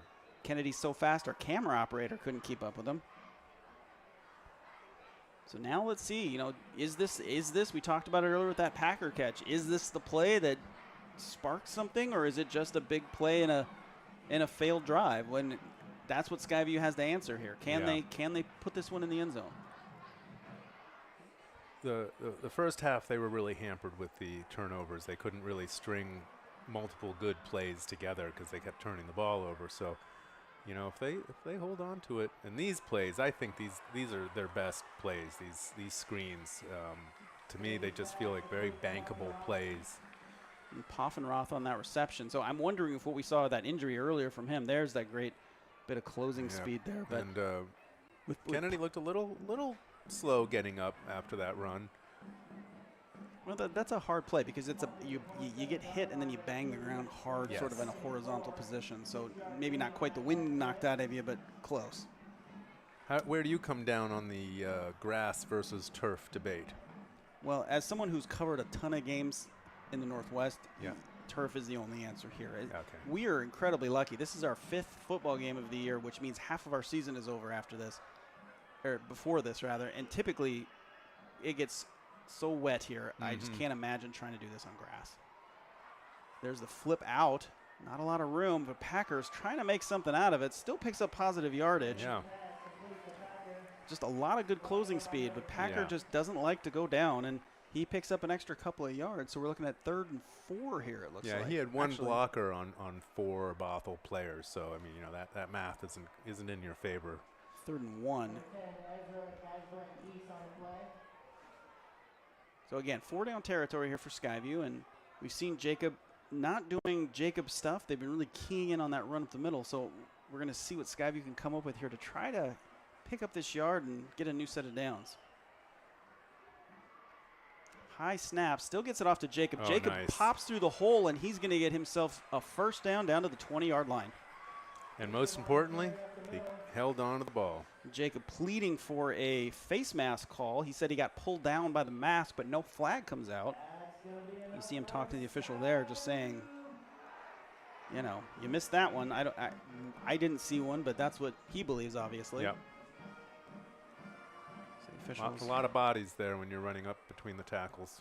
Let's see here. Oh, we had it for a sec. It was on our screen for a moment. Hopefully they'll bring it back for us. Well, maybe not. In any case, it's going to be first down Skyview on the Bothell 21-yard line. We've got trips down to the left. Eric Botnan in the backfield now with Kennedy. Kennedy's going to hold on to it. He hits the seam, goes up the middle, picks up about 6 yards. So again, that's that quick first step we see. Yeah. I mean, you know, it looked like he was going to be down with maybe 1 yard to go, and then he just sort of fell forward for another 3 to 4 yards. It's you know, that's a skill in and of itself. Just always moving forward. You see that with Kennedy, you see it with Jacob, and you see it with Gavin Packer. Yep. And, you know, some other names on this Skyview roster I've been calling all year. We haven't said much tonight, like Riley Artis and some of the other wide receivers. Kind of a testament here to the job that this Bothell D is doing and tamping down those outside threats. Yeah, Cameron Crook's been quiet, too. And Cameron Crooks has had a great year so far. Yeah, great point. So here he is again to the outside. There's Artis I just mentioned. He gets the ball in space, trying to make something does a little dipsy do. He's still on his feet, pushing his teammate forward. That's great second effort, 3rd, 4th effort, ducking under tackles. Riley Artis making that play happen for Skyview. Watch this. Could have been tackled, ducks under, and watch him pushing his teammate. Go. But good tackling. Again, good tackling downfield. I said it was Artis who made that play happen. Of course, he made the great move, but the blocking in front of him was very effective. Yep, he just got behind that big blocker and directed him down the field, drove him. So it is 1st and goal from the 8-yard line. We get our on-screen graphics from the scoreboard operator here, and they don't have a way to say 1st and goal, so it says 1st and 10, but it is 1st and goal from the 8. Jacob on the run up the middle, picks up about 3 yards or so. So Skyview starting to really settle into the kind of groove we've seen them in all year long. But they're still an agonizing 6 yards away from pay dirt. At least now they're in field goal position if they can't punch it in. So a lot of blue players in the middle of your screen there. Kennedy throws it up to the end zone. That is nearly caught, but through the hands of Gavin Packer. He had that little break he needed, a little bit of separation. The ball was where it needed to be, but that's a tough catch because Packer his back is to the ball until the very last minute. Wasn't it Poffenroth? Oh, I thought it was Packer on the number 8 on the outside. Oh, it was number 8. Okay. I should never question you on these things. Well, I'm approximately 2 years younger than you, so these eyes see those numbers a little bit better. More than 2 years younger. Well, I was trying to be generous. So 2 on the outside here for Skyview on the right hand or on the top side of your screen. So third and goal. He's got a man open. Artist in the backfield. He makes the catch. Is that a touchdown? It is. Skyview with the equalizer. So you just have to mention his name, and he'll start getting plays, and you'll start calling it. So when they needed something, they found it. Skyview showing some resilience on that drive. Interesting, huh? How first half, either team scores, and then second half, both teams score on their opening drives. And somehow we are almost done with the third quarter. 2 possessions, 12 minutes. Wow. Well, 11 minutes. Clean game. So in for the extra point here is Ethan McClinton, the fine field goal kicker. He puts this one up, and it's through the uprights. Skyview has evened the game at 7. We've got basically 13 minutes here to decide who's going to win a classic football game. Yeah, this is shaping up to be a real come down to the wire. You almost get the feeling the next team that scores is going to win this game. I mean, it's just got that kind of feel to it. Both teams able to control the clock and have nice, long, clock-eating drives. Nice touch on this ball. Just looping it over the defense right into his hands. In a place only his guy can come down with it. Just veteran leadership there out of the senior, and a pair of seniors there hooking up for the touchdown. So, hey, folks, well, we've got a little bit of a break. I've got another one of my famous announcements. I don't have a graphic to go along with it, but I did want to talk about the sports broadcast you see on our cable channel and our YouTube channel. All of our schools now have the equipment and the programs in place to do their own sporting events, not just this district level one, and we're really excited to support that. So if you are a fan of Skyview, keep your eyes peeled. You're going to start seeing volleyball games, basketball games, wrestling, hopefully. Same is true if you're a fan of another local school, Fort Vancouver, Hudson's Bay, or Columbia River. Their YouTube channels are going to have lots and lots of sports, and I'm super excited to help support that in my role with the district, and I'm so proud and excited of our students and teachers that they're committed to giving the kids real-life learning and while also highlighting all the amazing players on the field. So really check out those YouTube feeds. Do you go back and watch the games you've called? Never. I hate the sound of my own voice. Here's the kick. The big freshman lefty, Talon Baker with the kick. There's going to be a good return here. Wow, all the way back to the 35-yard line.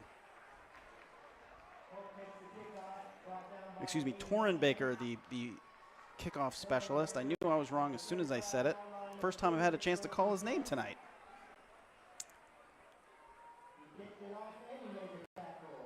So Bothell starting with the football right on the 35-yard line. They were exceptionally effective on their last drive. Let's see if they can do it again. Of course, they were aided by a big Skyview penalty, and we're going to have to see if that roughing the kicker call comes back to haunt them, because what would have been now a 7-3 lead is a tie game. But you can always play that what-if game, I suppose. Yeah, there have been other issues for Skyview that led to this tie. So Donald there with the carry, and he doesn't pick up much. Nice stop. That's good. I mean, I just, I get the feeling that Bothell's line, both O-line and D-line, are just a little bigger. And it shows, on both sides of the ball. They're it just, the eye test out there, they just seem to have a lot of size on their line. But on the other side, I mean, Skyview skill players seem to have a slight edge as well. So that's kind of where it's where the push is going to be. What wins out, strength or speed? Well, Bothell's speed has also been impressive. Their edge speed has been well, but as has Skyview's interior defensive line. I mean, they're not giving up much. Here we are, two guys talking about defense. That's fun. Yeah. I mean, defensive football is fun football. And it's football that gets you into the championship games. Absolutely. Because they both can score, especially when they're playing lesser defenses than each other. Exactly. So here's the handoff to Donald. He has nowhere to go. Great team tackling there. Caden Hamlin up top and one of the big boys down low. I think that might have been Levi Webb, actually, not one of the big boys down low. Well-timed blitz coming in and managed to not overrun the action.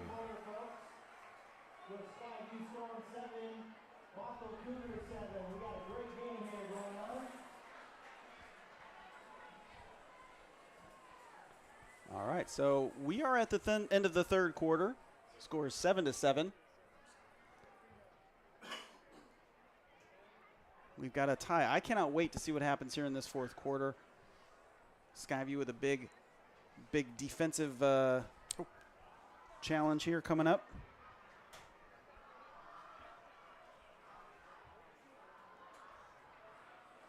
Well, folks, this is a really great test for Steve Kaiser's team, for Coach Kaiser's team. Ahead of league play, this is just the kind of test that they will benefit from down later in the season. Of course, the same is true of Bothell. I mean, it wouldn't stun me to see both of these teams go deep into the 4A playoffs. Yeah. But, I mean, like we talked about, that's making an assumption that impossible Greater St. Helens League is going to be beatable. Yeah. And it's the same with the Kinco League, I believe, that Bothell's in. I mean, these are not easy places to win. So it's going to take these kind of efforts every single Friday to get there. I haven't seen Camas play this year, but, perennial powerhouse. They're very similar to Skyview. I mean, they're a defensive-oriented team. So here's 3rd and 11. Bothell has a seam at the middle. Overthrown. Is that intercepted? No, that ball hit the turf, says the official. And in any case, Very it's a close. Great stop by Skyview. Yeah. They're going to get Brings this up football 4th back. down. So Riley Artis nearly comes up with the impossible interception, but see if we can get a replay on that to see. I mean, it's one of those things. It doesn't matter. The call is the call, but Artis thought he had it. Skyview's getting the ball back either way. Well, we're talking about the difference between the 50-yard line, perhaps, deeper. Yes. I looked away at the wrong time. Did he catch that? I was looking up on that play. It was hard to see. The angle wasn't quite there. So back to return this kick for Skyview. It looks like it's going to be Jared Secor, one of their talented receivers. I've got kids playing in front of one of my cameras down there. I need one of my crew members to go down and tell them to move because they're going to knock it over. So a short, high kick, but it takes a Bothell bounce down to the 30-yard line, 31-yard line.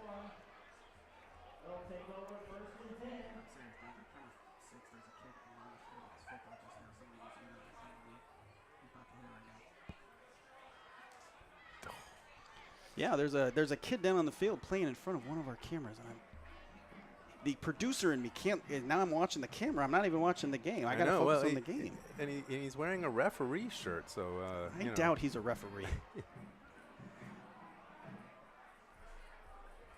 He wants to get on camera. Well, he's gonna if he knocks it over. I'll tell you what. In any case, it is Skyview football. It's crisis averted. Yeah, whew. It's 1st and 10 for Skyview. Kennedy. A little play action there. He rolls out. He's got an open man, Packer deep, but the ball just held up there too long. The official calls the pass interference. I don't know. Yeah, that's a tough call for Jude Roy. That's bang bang. They were both playing. I mean, the defender had his head turned around. They're making a play on the ball. But I think it's hard not to kind of give the offense a benefit of that. To me, I mean, if we see this on the replay, it looked like I think the call is that he made contact before the ball arrived right there. Yeah. From this angle, it looked like he was looking, but from that angle, it looked like his head was not turned. I agree. In any case, it's a pickup of 15 yards for Skyview, and they are close to Bothell territory. Well, they walked up. Now they're walking back.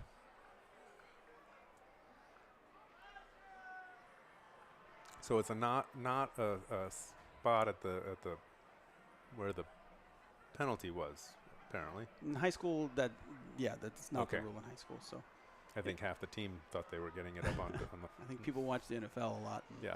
Slightly different rules. Here's Kennedy with the carry up the middle. He is stuffed. That interior D is stout. So 2nd and 11. Loss of 1 on the play.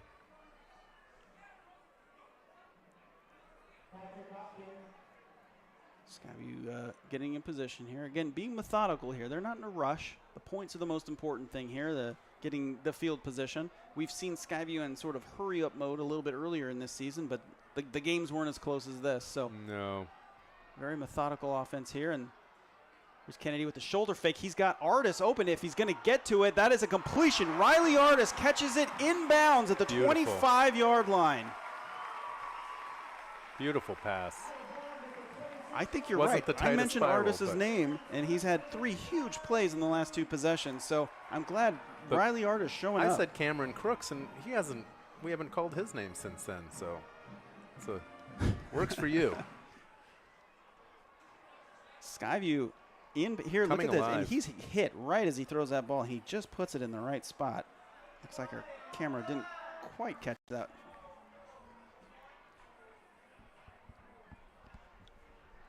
So 1st and 10 on the 26-yard line for Skyview. They are attempting to take this lead.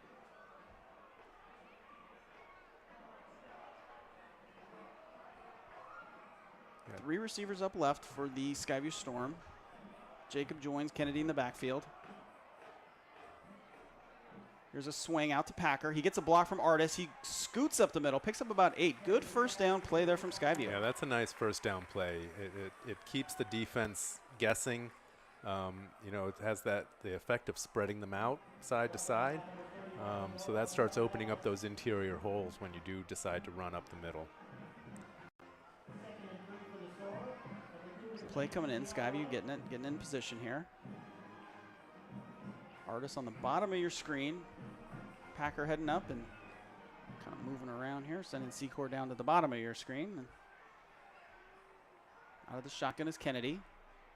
He's going to pitch it out to Jacob. Jacob's got a block out front. Makes a nice little cut. Nice making that first tackler miss. I mean, that was really all him, on that run. So good closing there from Bothell, but not able to make the tackle. And those receivers for Skyview holding their blocks just long enough to give a one-on-one situation for Jacob. And, he's a tough man to stop one-on-one. So they pick up a first down, on the 10-yard line now. So Skyview here on the 10-yard line, 1st and 10. I think it might be a 1st and goal here.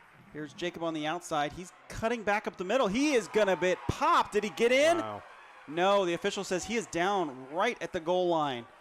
Big hit, but Jacob pops right back up. He nearly squirted into that end zone, but he set his team up for a short 2nd down. Watch this. Bang. Nice cutback. That's just a big guy. That's a tough call for the official because it looks like he comes down on the other side of the goal line, but the official says a knee or something must have hit before the crossing of the plane. Right here on the 1-yard line. Skyview still with receivers out left and right. And still only 2nd down. Hand off to Jacob. He powers his way into the end zone. Skyview takes the lead.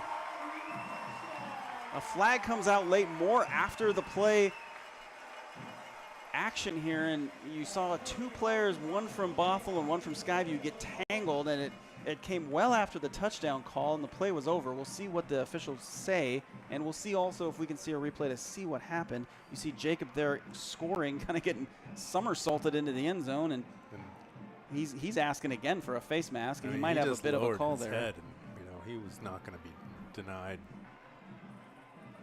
See what the officials come out with here. I mean, these plays where two guys get tangled up and they're both kind of pushing and shoving, that's a tough one to make the call on. I'm curious, I don't know if any of our camera angles had an angle of what happened after that touchdown, but if they do, we'll take a look. So the touchdown is good. McClinton's going to come in to kick the extra point. Skyview up 13-7 with 8:41 here left in the fourth quarter. And both of these are proud teams, and I'm sure there's a little bit of talking going back and forth. Oh, sure. You kind of see some of that in the extracurricular activity.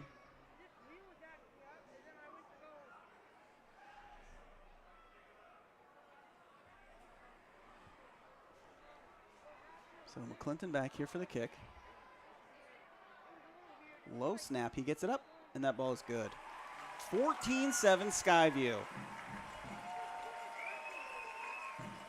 Ethan McClinton. I don't think I've seen him miss a extra point all year. Yeah, McClinton's an excellent kicker, and we've seen him. Pretty sure he was their kicker last year as well. We saw some field goals, and just it's such a weapon to have that in high school because not everybody does. No, not at all. Especially when you get in these tight games where maybe that field goal or that extra point is the difference in the game. Yep.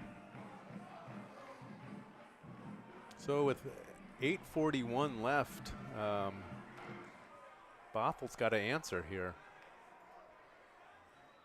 So, folks, as we mentioned, Skyview's not back home for a while, but we do have lots of great football action coming your way from here at Kiggins Bowl, Boggs Field at Kiggins Bowl.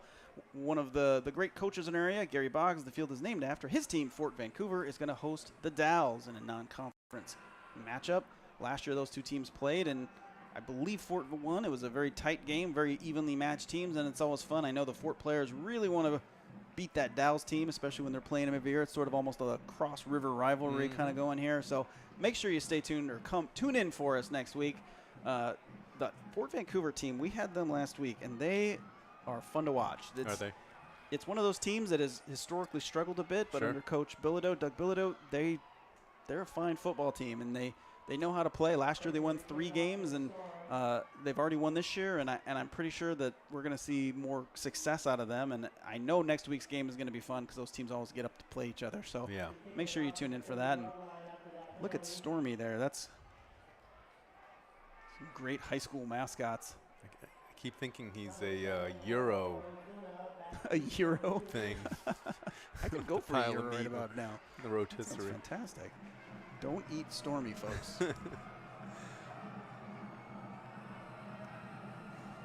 So Torrin Baker, the lanky freshman with the boot. Short kick. So what is the reasoning behind that, Nick? Why do the short kick? Well, there's a couple. I mean, unless you're scared of the return man, or there's some of that. I mean, you definitely eliminate the possibility or greatly reduce. But I mean, sometimes those high kicks you see. Remember, that's a live ball as soon as it comes off his foot. So it is almost like a backdoor onside kick. It can be, especially if the up man doesn't have the hands for it. Yeah. But also, I think just in these kind of tight games, coaches are just loath to put their special teams in a position where they might give up a long touchdown return. And we don't always see it in the air like that. I mean, a lot of the times we'll see those kind of like squibby kicks. In some ways, the squibs are almost harder because of the bouncing. You know, the football is oblong, obviously, and doesn't bounce in predictable ways. How different the game of football would be if you could predict where the ball would bounce. All right, so Bothell here looking to answer. We start off with a run up the middle. Big space there. Brooke all the way up the middle, past the 50-yard line. It's a good way to start this drive for Bothell. And not probably what you wanted to do if you were Skyview. Watch this. Brooke has all the room in the world to get up the middle until he's finally taken down by Riley Artis. So, and I got to imagine, this is how Bothell plays. Wear you down, break a big one. You know, the big line up front, continuing to pound that ball up the middle. So here's Brooke again. He bounces it to the outside this time. He's got more space. That's another Bothell first down. So a 12-yard run from Brooke, and Bothell is on the move. You know, and you add to that the threat that Vyers poses as a runner. I mean, it's tough order. Yeah, Brooke just found that outside lane, and his tackle held, and not a holding penalty, but held his block, and Brooke relatively pain-free, 20 quick yards on the stat sheet. Yeah, I mean, he leads this team in rushing with 62 yards coming into tonight's game. You know, but you look on the other side. Jake Kennedy's leading for the Storm with 132 yards coming into the game. So Donald checks in at running back, and he's eaten up Hamlin with the big tackle there. Yeah, it was a nice stop. Yeah, it was a strange play too, because the two of them, Donald and Hamlin, were in the backfield, and the entire offensive and defensive line were about 6 yards forward. So they had the blocking except for Hamlin. Mm-hmm. And now Donald appears to be down. So he's getting attended to by the trainers, and hopefully he pops right back up. You know, on hot nights like this, we saw this a couple weeks ago with Skyview against Jesuit, cramping is an issue. So yeah. I don't know that that's what this is, but we saw it earlier when Poffenroth went down. I thought it might have been an ankle, but the way he was right back into the game tells you it was a cramp. So hopefully that's all we're seeing here, because those are easily fixed. Not that they're not incredibly painful. They're so painful. But my wife makes fun of me from the noise I make when I get a cramp. Well, you're lucky. I mean, your wife is a physical therapist, so she can help you with that a little bit. Well, she doesn't. That's way too much inside marriage stuff right there. I shouldn't have brought that up. The cobbler's son, or whatever it is, the shoemaker's son, goes without shoes. Well, my wife is a lawyer, and so far she has not sued anyone for me. Oh, man. To be fair, I haven't videotaped her doing anything either, so I don't know. In any case, we still have a player down, which is why we're making fools of ourselves on television, and he's getting attended to, and looks like they're going to pull him up, and that's a good sign. He is getting kind of assisted off the field, but hopefully Donald there is going to be okay. He's not putting weight on that right leg. Yeah, Jaden Donald has shown us some real speed here tonight. A few big runs up the middle, and we hope that he is back on the field as soon as possible. Got 7:18 left in the game. See what Bothell can do here. Now, I was one or two, plays like that. Bothell had two quick hitters. Mm-hmm. The game stops for 3-4 minutes. Momentum, the pendulum swings. 2nd and 10 on the Skyview 35.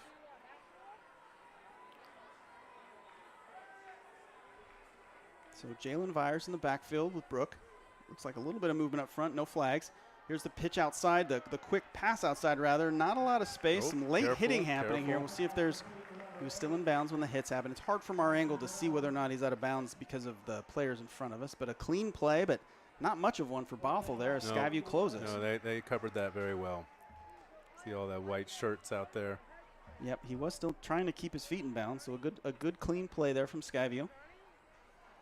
And we're going to have a long 3rd down here. But again, in this territory, it's 4-down territory. So they got 2 plays to go 8 yards to see if they can do it. We're at 7:10 left in this football game, and boy, it's been a good one.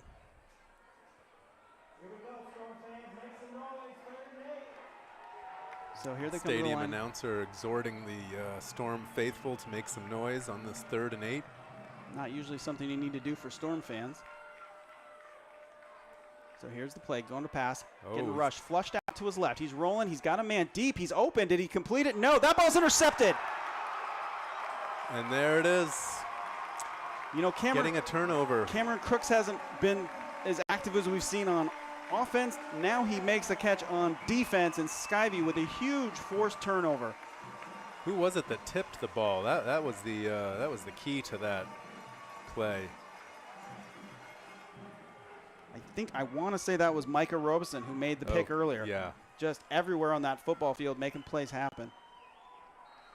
So I see we were talking cramps. I just saw another Skyview player, Caden Hamlin, go down. He got a quick stretch on the sideline. He's back up running. So the heat obviously playing a role here. It's strange to say that in a game happening this late in September, but it's over 80 degrees. Well, and I think it got up to 90 today. So, unseasonably warm. So Skyview with the ball and a 7-point lead. Here's the handoff to, Kennedy fakes me out, keeps it, runs it all the way up the middle, and he's at the yardage marker. We'll see if he has the first down. Looks like he does, so that's going to be a Skyview first down. There's everybody on that option. Skyview sidelines just saying, hold on to it. Yeah. Well, you saw as he, some excited fans texting and cheering. Yes. Unwavering attention. He's probably just texting, this is a great game. You should tune in. He's probably, posting on X, formerly known as Twitter, about the play. All right, here's Kennedy in the backfield with Jacob. They try to do a little hard count, and there's no doing, so they're resetting here. I mean, we've seen these drives out of Skyview and out of Bothell so far tonight that take up, we could conceivably see a 7-minute drive here to end the game, but we'll see. I don't know that we'll see Kennedy throw the ball again, especially with they get runs like this. A flag coming into the backfield. I have a feeling this one's coming back. Yeah, the official already calling it. It is a hold on Skyview. Yeah, so that's in the location of hold. And then we got another player. Looks like he's injured his shoulder. Number big 73, Max Christensen. So, yeah, the official immediately made that call before. So that ball's coming back. So a costly penalty because that's a 20-yard swing from there. Is it? I didn't see the hold. They called it. I just didn't see it. Nice camera work. So, but that is a 20-yard swing here for Skyview. They went from a big play to a -10. I mean, the only positive is that they took a little time off the clock and they get to redo first down. I think they'd rather have the other. Oh, sure. Silver linings. Silver linings, yes. That's what we're all about. So Skyview facing a 1st and 20 from their own 23-yard line. The clock is moving, so they're not in a rush here. At this point, it is their friend.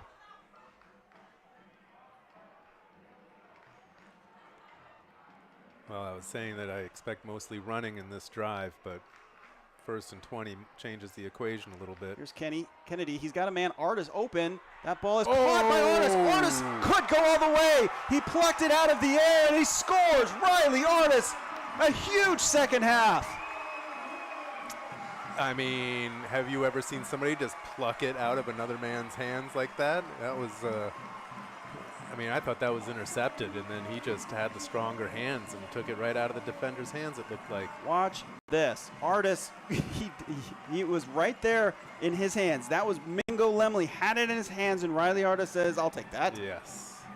And then shows us the speed. Wow. Kennedy, what faith Kennedy has in Riley Artis. Yeah. He said, I know you can go get that. Go get that. And clearly, the defender was bigger and taller. But he went up, high pointed that, and just said, mine, thank you. So Skyview with a 2-touchdown lead after a scoreless first quarter. We didn't anticipate this, Huge. But here they are doing it. Ethan McClinton in for the extra point. The ball's up and good.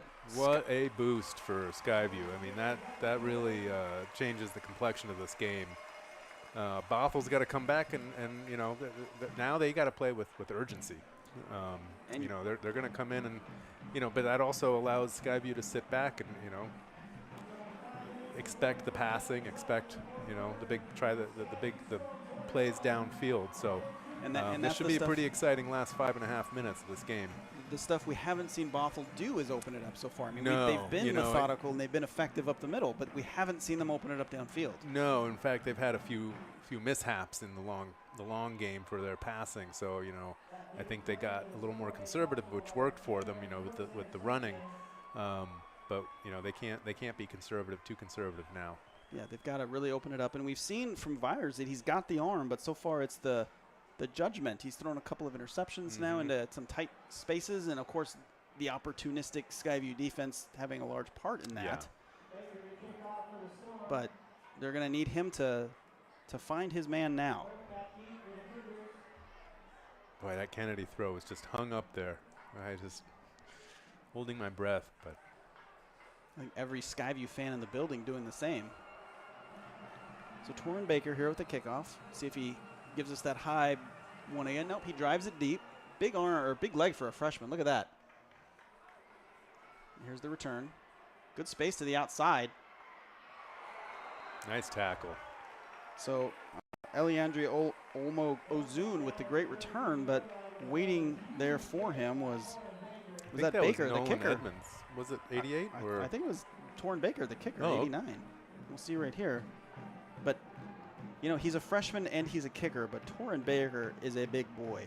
He is listed at 6'4", 205 as a freshman. Well, then, yeah. He's, I wish I were 6'4", and I wish I were only 205. It's not too late for your growth spurt, Nick. I've been growing for years, trust me. Just the wrong direction. So Skyview here up 21-7 with 5.5 minutes left. We're in for some exciting football here over the last 5 minutes of the game. And you can tell that Skyview crowd has come alive with the late game action that we've been experiencing here.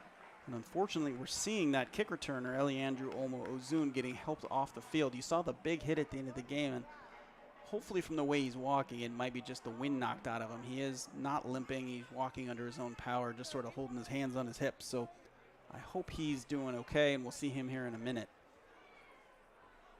A lot of talent on that Bothell roster, and we're seeing a couple of them go out here with some injuries. And, of course, I'm sure they would prefer him on the field as they try to come back here. Yeah, he's been a weapon for them. So teams coming back out on the field here. Bothell looking to get it going. Skyview looking to do what it's done all year long, and that's make stops. You know, it's amazing what getting a couple of scores and one big play can do, just in terms of giving you the energy come out. You know how it is when you make a good basket in basketball and you sprint down the court the other direction. So Vyers in at quarterback, hands it off up the middle to Brook. Brook's got more room, so just like we've seen him do. But the question now is for Bothell, that's working, right? Do you have enough time to do it twice? Well, that's just it. You know, I noticed that the Storm only have 3 up front on the line, and they've dropped more players back into the secondary because they're protecting against that big pass, and they're willing to let this clock just tick down. 5:09 now. Now they got more. Now they're come with a blitz. Vyers had a man, kind of sailed it behind him there. Feeling the heat there was Jalen Vyers. He had the receiver, looks like Ezra Geisbrecht, open, but just put it too far behind him. So that does stop the clock. You see it just kind of didn't lead him as he intended. He knows it, slaps the hands like, get him next time. Yep. And it could have been that he expected him to sit down, you know, and get it instead of keep running. And you see that in the pros where, you know, everybody's trying to read the defense. Is it zone? Is it man-to-man? So here's the keeper. He's not going to get there. So a 4th down coming up here for Bothell. Ooh, nope, they're saying he got it. He leaned forward. Don't take my word for it, folks. The official says he got there. After that initial stop, I think he just sort of fell back into it. Let's watch here. I was pretty sure he was stopped right there, but nope.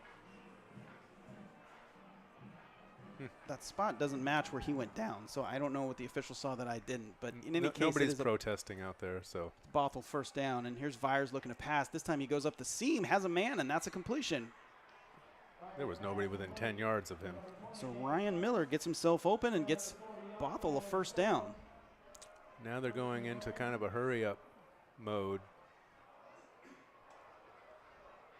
Yeah, I mean, the clock is against them. They've kind of got to do this here with 4 minutes left. 2 receivers up. Vyers goes back to pass. Looking to his left. Now he's on the move. Getting chased out of the pocket. Flips it up there. That ball's going to sail out of bounds. Smart decision there out of Vyers. He had nothing going and got rid of that football.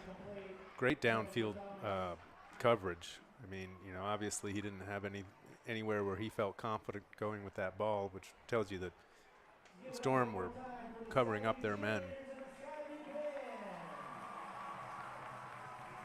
Skyview band getting a good, well-deserved round of applause from the crowd. 2nd and 10 here. Vyers takes the snap.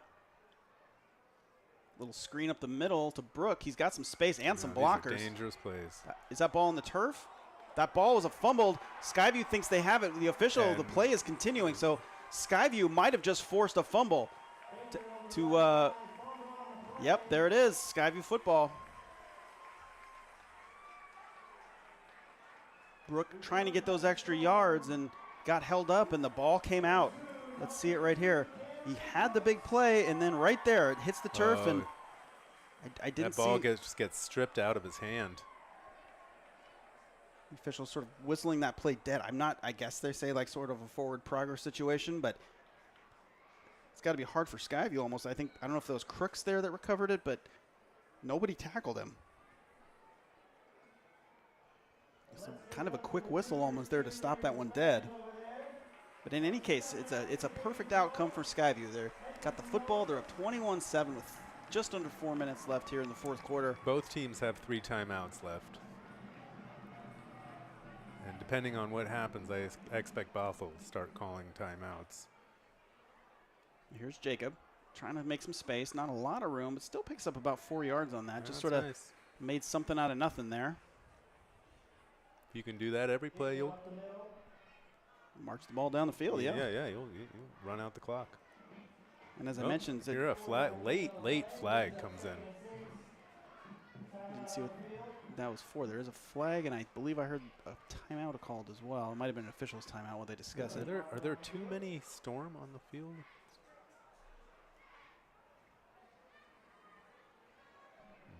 See what the call is from the official here. So it is a penalty against Skyview. March him back 5 yards.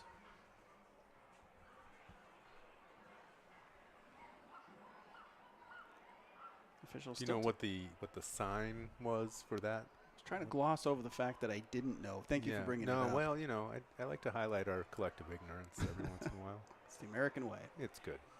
Here's is he going to make the call again here?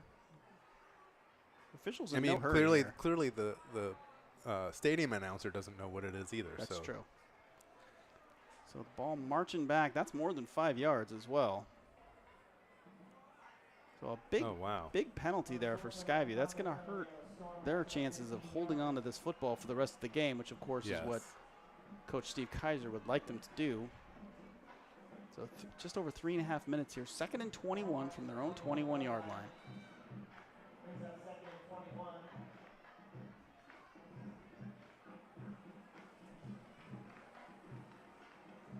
So Skyview, we haven't seen at all from them this year any kind of like big.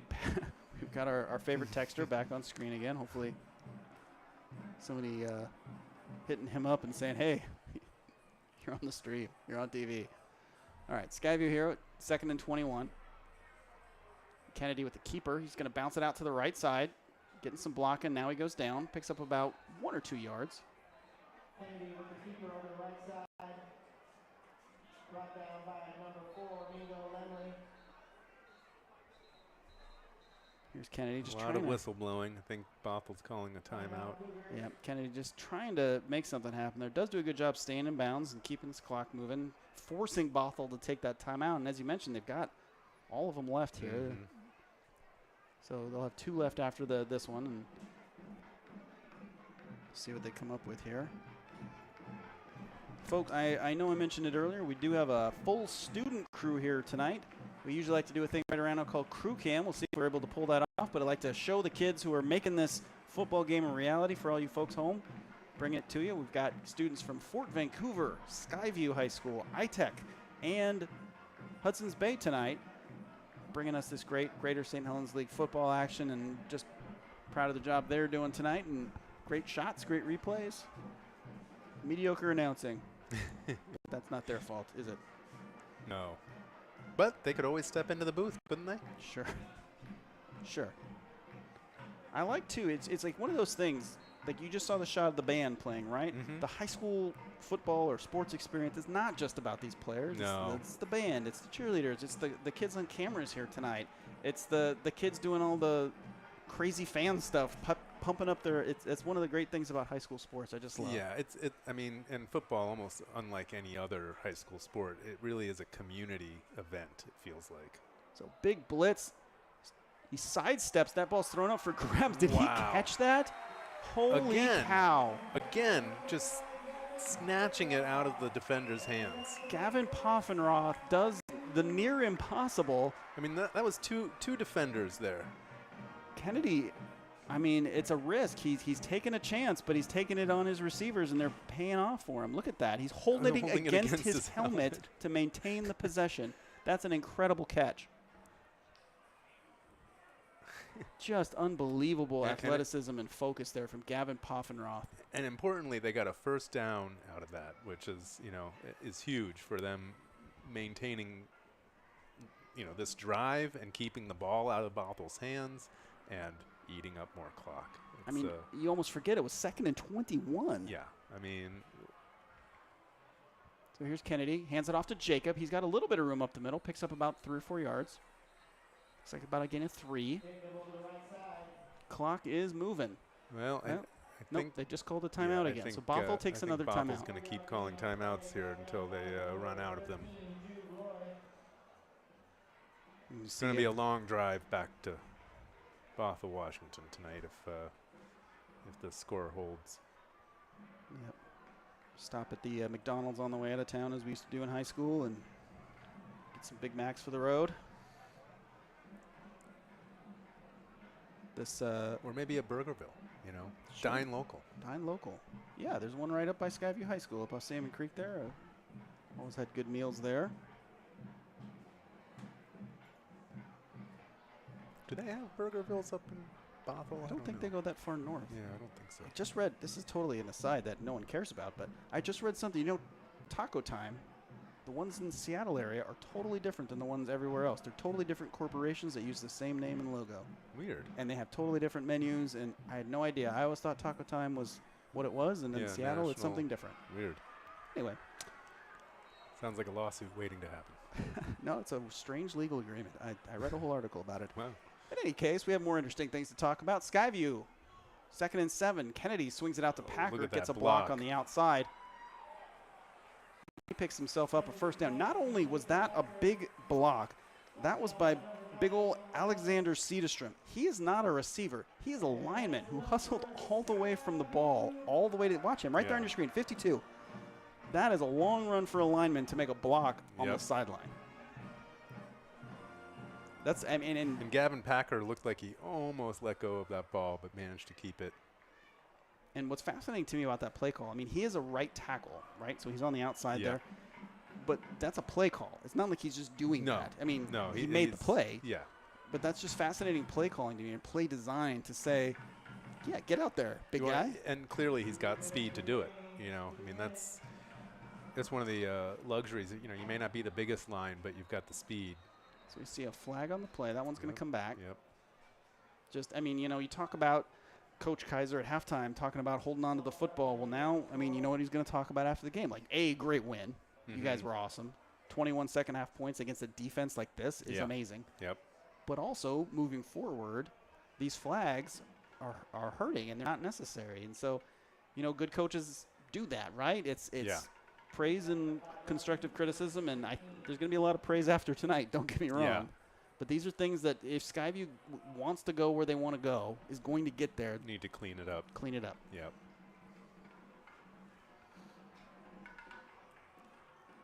Well, where they looked like they had weak hands in the first half, the strong hands have come into play in the second half, especially in the receiving core has demonstrated that.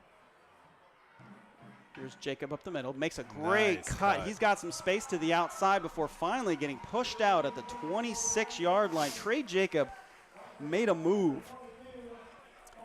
I mean, now if you're the coach, you say, try to stay in bounds, but nice run. I don't think he had much option there. He got kind of popped out. But, I mean, his blockers are creating that hole for him.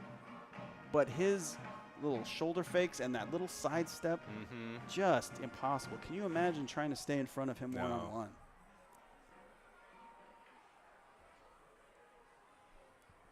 So 1:45 left here on the clock. He went out of bounds. That does stop it. Skyview with a 1st and 10 on the Bothell 26-yard line. A touchdown effectively ends this football game, but there's a long way to go. Jacob keeping it, not a lot of space, and finally flattened, kind of stumbling and fumbling, trying to find his way there until Savion Suiam just kind of sits on him, and that play's over. Yeah, it sort of looked like he and Kennedy kind of got mixed up with each other, going the same direction. But for Skyview, they force Bothell to take its final timeout, so this clock's going to stay moving until this game is over. Skyview's got 90 seconds to lock this thing down. See if they can do it.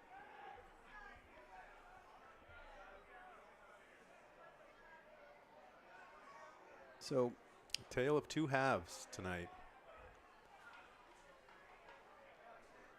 Just great adjustments by the coaching staffs, and they really let Kennedy open it up because we didn't see him do that in the first half. No, interesting. And, you know, let's be real. Some of those passes he made were pretty chancy.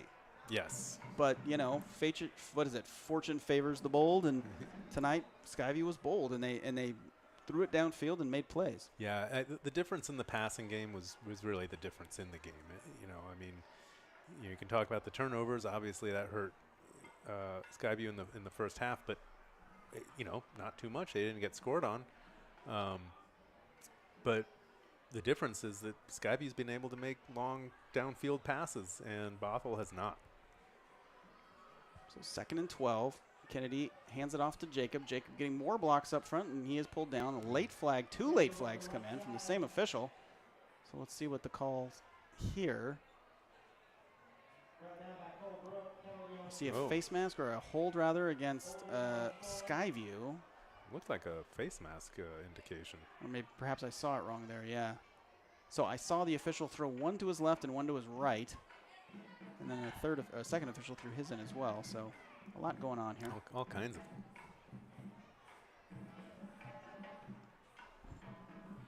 So that ball going to come back.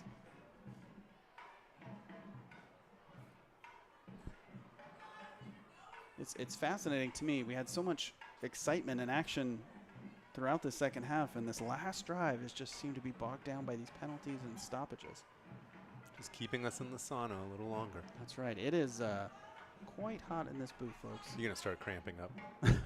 It's been a problem all night long. It's my turn. I've got water. I'm drinking water, folks. Drink water. I had a Slim Jim earlier, and I think the sodium is good for the body to prevent cramping. 2nd and 18 on the 33-yard line. Kennedy hands this one off to Jacob. He's looking to bounce it out to the outside. It isn't there, so he cuts it back up the middle, just keeping his feet moving, keeping the clock moving. Skyview's going to face a long 3rd down here, though, so kind of gets you into some interesting territory with them. But the clock is going to keep ticking away here, so they're not going to have to snap it for. Yeah, I wouldn't be surprised if they, if they don't get the yardage here, that they still go for 4th down. 2 down territory, just to keep this clock, keep the ball out of Bothell's hands. I mean, it's a cliche, but the clock is Bothell's biggest enemy right now. Skyview, even if they don't score, even if they don't get a 1st down, they're going to have a hard time doing much, even if they force a stop here. Skyview taking its time. Wouldn't be surprised if we got a timeout here from them just to get it down as low as we can, but perhaps not. So here's the snap. Jacob with the ball. He is met by a host of Bothell defenders. A horde of Cougars. Now, is it a pack of Cougars? Nobody's ever seen more than one Cougar in every time. That's true. Except at like a TGI Fridays, perhaps. 15 seconds left here in the football game. Can tell the heat's getting to us. Right, a little punchy. So that's it. Skyview is going to win this one, folks. The clock is going to tick out. Skyview with an impressive non-league victory. They move to 3-0 in the year against one of the toughest teams in the state in Bothell. Bothell drives all the way down I-5, shows what they can do. They're going to be a handful this year. Both teams, you should look to make runs here in November as the playoffs get going. But, of course, a lot of football left in this season.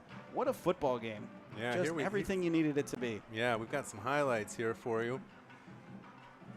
Here we see Oh, this was this nice play. Yeah, Vyers kept the play alive. Yeah. And really, this was pretty much their best pass play of the game. I mean, I can think of off the top of my head, which nice, but it's not going to win you a lot of games at this level. Yeah, and this is that touchdown drive here from Bothell when they were in control of this football game. Remember, it was 7-0 with 5 minutes left in the third quarter before Skyview exploded for 3 touchdowns. And Bothell had Skyview where they wanted them, but the Skyview offense just made plays. Yeah, I mean, there like was this one to Riley Artis. There was this point in the game where Skyview looked a little on their heels and sort of. Here's Kennedy on the dazed. clever little pass to Artis over the top for that Skyview touchdown to tie up the football game. Yeah, what a second half for Riley Artis. And here's that incredible. Oh, that was the pass interference, I guess. I was thinking that was the Artis catch, but here's the Artis catch I was thinking of right there down the sideline. And that was a big play because remember, they were scuffling until then. I believe that was on a 3rd down. And then here's Jacob getting all the way down to the goal line before a Skyview touchdown, which for some reason we're not seeing here, but here we go with the big pick play. So Micah Robeson taps it out to Cameron Crooks. That was sort of the nail in the coffin. And then here, this play came back. And then here is that incredible touchdown we saw out of Riley Artis, just making the play. Yep. And Skyview celebrating on the field there. You can see just a huge victory. win. So we, folks, are going to wrap it up. We thank you so much for watching here tonight.